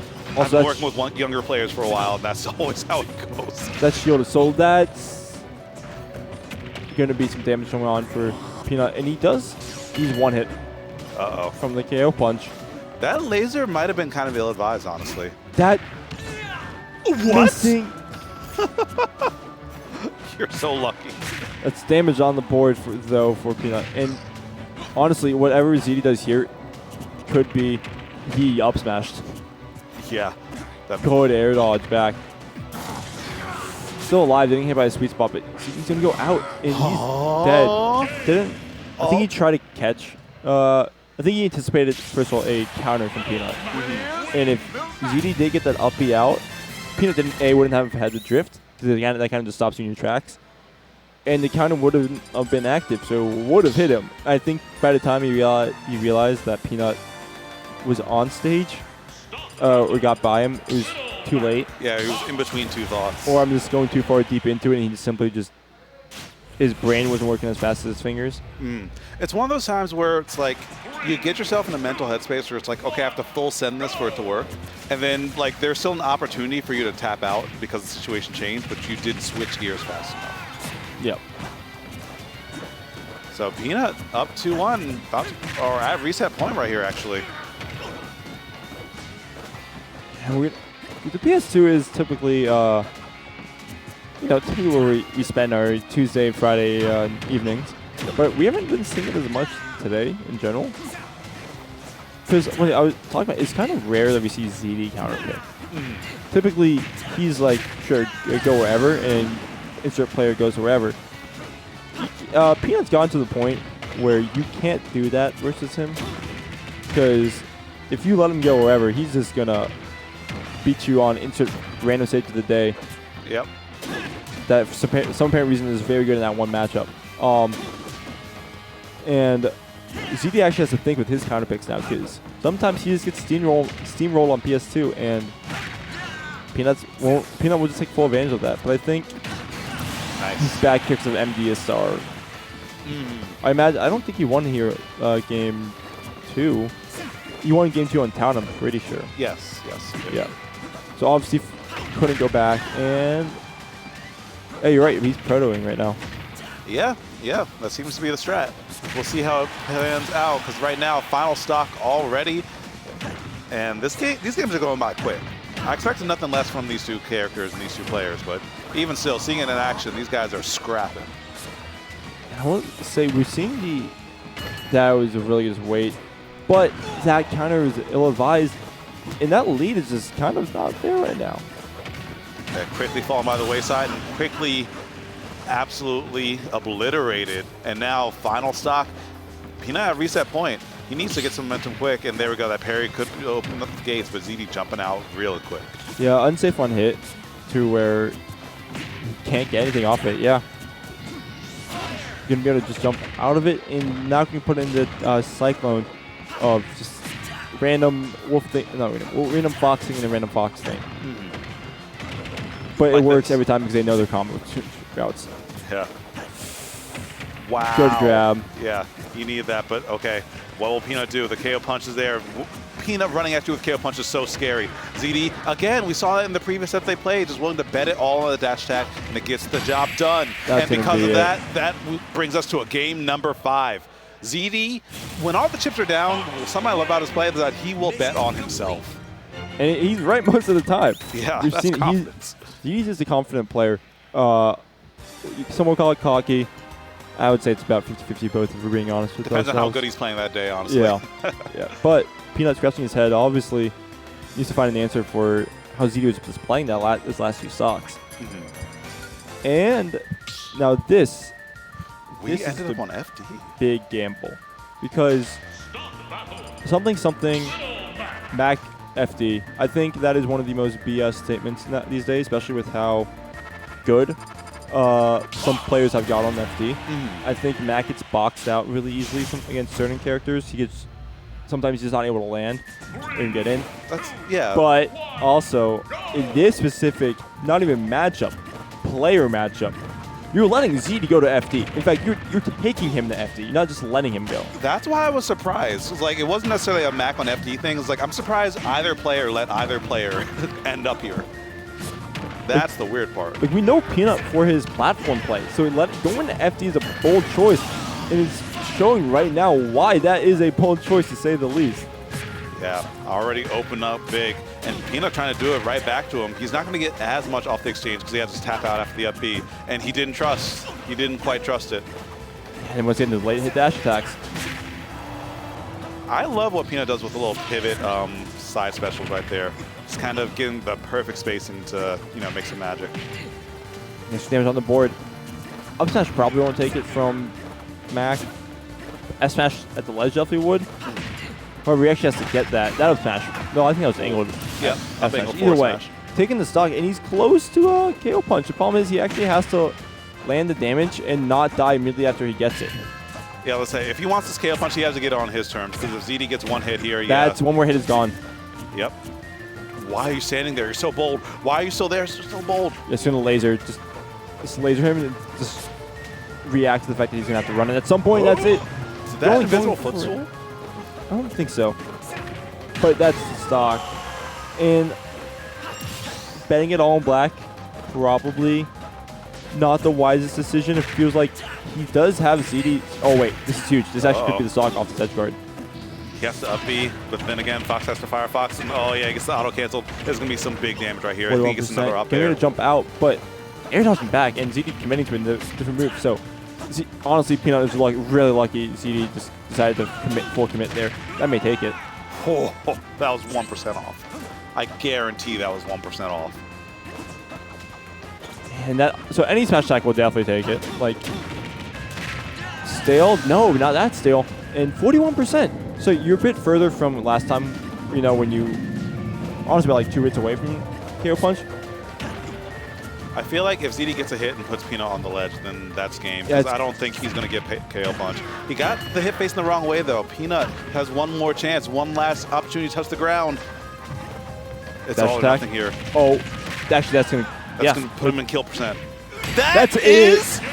That is it, and that is the bracket reset.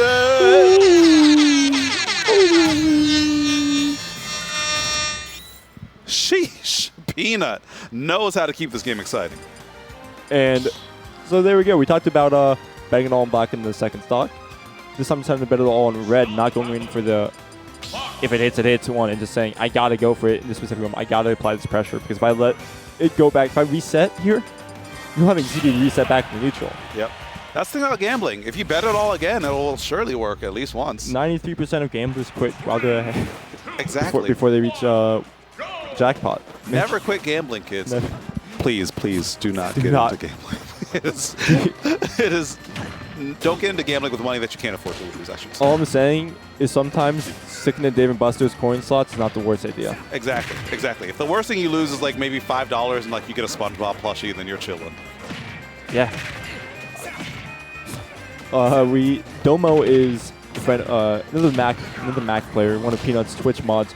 We hung out the other day, and he just made a tweet like, "I'm seeing Nick Gamble's life savings on Dave & Buster's coin slots." Hey, that's safer than the alternative. Just keep it there, not in Vegas, man. Yeah, that's gonna be stock. Easy. Yep. I think ZD tried to like maybe buffer a roll or something. I saw the shield flicker for just a second, but I think he wasn't anticipating KO punch, honestly, because once again, Peanut, not known for just raw KO punching, typically gets a confirm into it. So ZD, hey, ZD getting a little bit too certain about the wrong thing. Yep. I mean, like, when you get so used to playing smart, like, sometimes you have to have the wisdom to know when to do something stupid. Yeah. And we started back on PS2, so, you know, in neutral stage-ish. Not really. I'm gonna be lying if I say the stage is neutral for both these characters. But that Air Punch is on the board. That's ZD cannot land on that platform, and he knows it. The up B clipping. Yep, it's clipping barely above ledge. Looking for that nair and up smash. Yeah. Once he touched the ground there and ZD stood still, I don't know if there was a way out. I think he was just reacting. Also, we've been seeing a lot of mistechs from Peanut today. Could just be, you know, one of those things of your timings are messed up, different game, blah, blah, blah. Kind of first forgetting certain things at certain moments. There's the armor coming through. I think, low-key, I think Peanut might be trying to flicker his shield to parry in those situations, and I'm wondering if ZD is going to start tomahawking Little Mac as the set goes on. There's drag down with no tech, though, and you don't have a jump. Yeah. Curtains, good night, ZD taking game number 1 pretty dominantly. I wonder since ZD went back up, if using neutral B there would have given him enough distance to get hit by it. Probably not, because probably not. But it's interesting to think about, because it's not like one of the things where you can do A, then do B, because that's how much lag is in. But you can't do KO punch and instantly air dodge in to get hit by it. Like, it's just at that point a commitment to whatever you do, and either way, it's Mac off stage without a jump or a side B. Yep. And we all know how that story ends. It's not good. But hey, this Hollow Bastion pick has been doing Peanut pretty well in general. Not just today, but that up tilt is not safe on hit. Not at all. Not that early percent. Oh my god. Sheesh. That is dead. Sheesh. ZD's pissed about how the last set went. I can feel it. You could call out with that grab there, knowing that Peanut is not really one to full commit good tech. He's not one to fully commit to a jab, especially if it doesn't connect at first. Alright, Peanut just dash dancing on that platform, knowing that if he can land an up tilt on there, then it'll be goodbye to that stock. But another strong up E, and now these guys are just kind of throwing those moves out there, and they're connecting for what it's worth. Yeah, nope, but no more KO punch on this stock for right now, at least. Who knows? Could be seeing another one down the line. Sure. However, I would say with how early ZD has been getting these stocks now consistent, don't put your money in anything happening. The thing is, oh, what the hell are we doing, guys? What the hell was that? But the thing is, if Peanut can get the hits in, yeah, I was going to say a KO punch could be on the table, but the moment the F smash come through, something broke in just the flow of this game. Yeah, and that's so unlucky. Even just the slight interruption in that up B was enough to break the flow of it, and ZD gonna take that stock without losing a second. Yeah, this is looking worse and worse for Peanut by the second. So I don't think. Yeah, I'm saying this very loosely. I don't think the stages are making as much as a deal as they could be. You know, I think it's legitimately just how well each player is playing that first stock. I think the first stock just develops, just changes. What the hell? That almost took me out of my seat. Who does that? Who dash grab? Who dash full screen round start dash grab against Little Mac? What the? That should. If you do that, it should just cut to game. Okay. If I get home and I can make a Twitter banger, check my Twitter tomorrow at 3 p.m. Eastern time. I am not lying when I say I damn near fell out of my seat. Oh, but it doesn't matter. See, you get too cocky, and then you die to a KO punch. That's the max thing to keep in your mind when you're playing against him. Confident, not cocky. When you play confident, you can make big plays. When you play cocky, this happens to you, and you start doing unsafe stuff, and then you probably die here, actually. landing on stage is a bold play using side B because they don't cross up anymore in this game. And to my knowledge, at least, Fox's is not as safe as Falco's. I'm pretty sure Falco's is like -3 on shield in the air. I don't think Fox's is that safe. It feels like Falco can usually like pop up faster, yeah. Yeah, but either way, that's just gonna be giving Peanut a little bit more of a buffer pad to just play his game and figure stuff out without spending too much time worried about what just happened, you know? Because we're not, that's, if he went That was dangerous. through, that's not dead. Oh, he connected it. My bad. I was wrong. Not enough rage on the board for it to shoot Diddy into the air. And despite how that game started, I mean, somehow, some way, Peanut stabilized in a huge fashion and was able to take that game right back. Let's see. I don't know what stage you went to, but I do know unless Peanut banned it, PS2 still is now available because he lost on Hollow Game 2. I feel like the end of that last, or the start of that last game was one of those things that you save in your pocket until like you can win the set off of it. Because there are some times where like you make a read that's so big and your opponent still has time to adjust, they'll just play around that. That's like kind of their wake-up snap. That route start grab was just Peanut's wake-up snap saying, hey, I am doing this too much. I need to play like me again. And he did just that for the rest of that game. That's stock. Yeah, he burned his double jump. Oh, still able to make it. I thought he was going to go for the side B off that. But either way, going to stay alive. That's... Honestly, yeah, no, going for the KO punch off that hit probably would have been the worst decision, but he fast fell. Yeah, I was going to say, he looked a little too low. Even then, the risk of getting hit by that falling, the side B as he recovered. Because, you know, Mac doesn't really have an option to go anywhere around it. So you have to just wait it out and pray you can make it back. And obviously he wasn't praying hard enough, so he definitely didn't. If he had down smash, he would have died. He still could die. Does he have a jump? No, he has to use side beat, which, you know, if he's side beating that high up, he is, like... Scrambling. Scrambling, and we're seeing that right now. Well, it looks like, honestly, pretty even way to start off this game. Just really quickly turned to reverse what we saw last time in Game 3. Yep. And now ZD at tournament point right here. Peanut back to the wall. Great spacing on that dash back from the forward, or forward air right there, but, like, he can't afford to really be bled out. He has to take trades or really scrap in order to get ahead. ZD, if you're Peanut, at most you can take 2 more hits from ZD, like 2 more total hits, not like neutral interactions or anything. 2 hits total. Yeah. Anything that totals below 50%, like this, and just like that, he's back in it, and he's closer to KO punch than ZD would like. And also, he's getting a bit trigger happy on that up B. ZD, what the? That shouldn't have worked. Actually, hold on. Wait. Oh, you're so lucky. It almost looked like his tumble animation. Just like that. It almost looked like his tumble animation made the up tilt whiff. Yeah, no, I mean, that's one of the things I'm talking about with, like, I'm not sure you remember Ultraness versus Light. Ultraness missed in Game 3, missed a KO punch that would have taken in stock. Purely because the...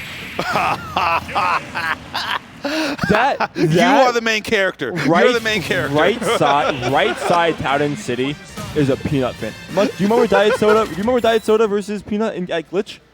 No. Wait, that's the... With the one with the Cloud player. Okay. When the platform came in last second to help the recovery, that right side of Powden City loves Peanut. Oh my God, you are the main character of the evening. You have the plot armor, okay? It just wants him to win. Yeah. You know, it's been so long, they miss him. But we're going back to PS2, so pretty sure it's where we saw Game 1 happen.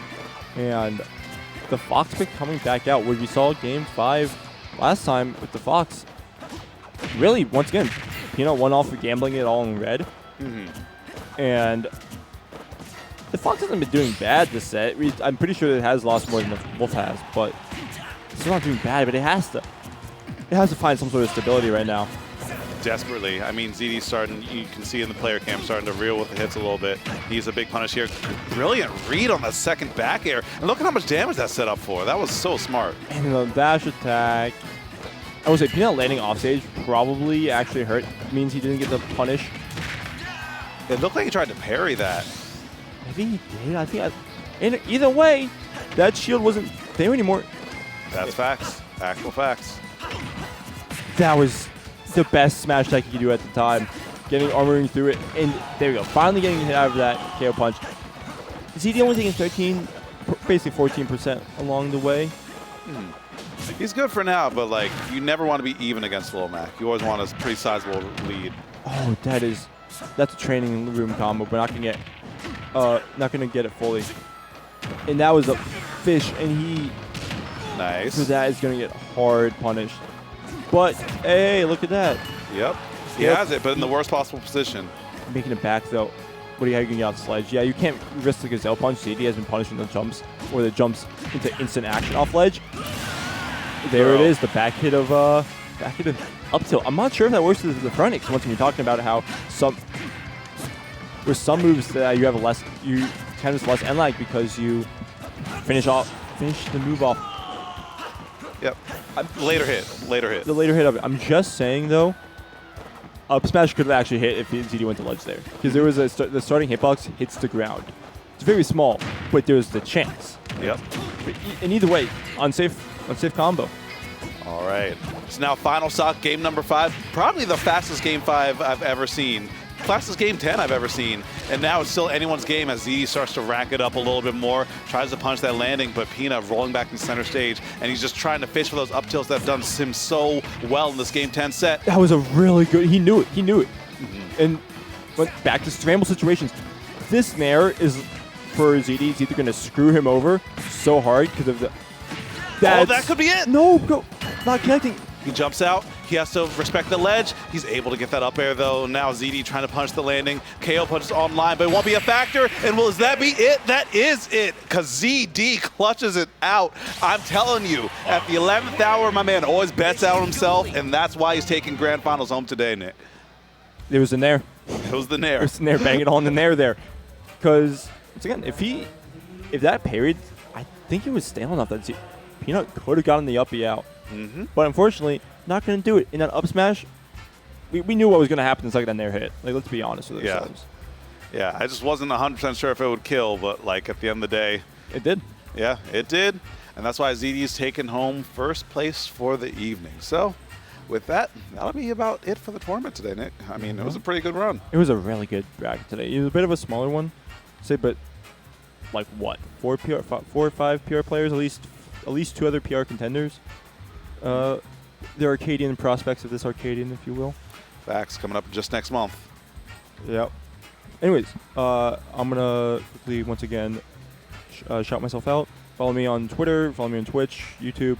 I just pinned a new tweet. If you could check that out, it's an announcement for a tournament invitational I'm running, and I really would appreciate all the support I could get on it. I put a lot of work in it, and shout out to KML and Nixia who have been helping out with a lot with it, and yeah, that's it. How about for you? You can follow me on the sinking ship that is twitter.com at jdog926. Yeah, it's a wild ride. I need to put up a link to some other socials just in case Twitter gets Thanos in the next couple of weeks. We'll see. But you know what? I'm still going to be here. You can always find me here pretty much every Tuesday night regardless. So with that, big congrats to ZD for taking home the first prize for today. Make sure to tune in this weekend for Apex. That's going to be happening. The last gold event of the Smash World Tour. I think it's the last. I think it's the last gold one. Yeah, it's the last gold one. I think it's like the last big event for Smash World Tour finals next month. Main stage, but main stage, yeah. True. Yep, but with that, I'm out of stuff. So hope you all have a good night. Drive safe out there. Stay warm, and I'll see you all next week, same time, same place, 7:30 sharp. Peace.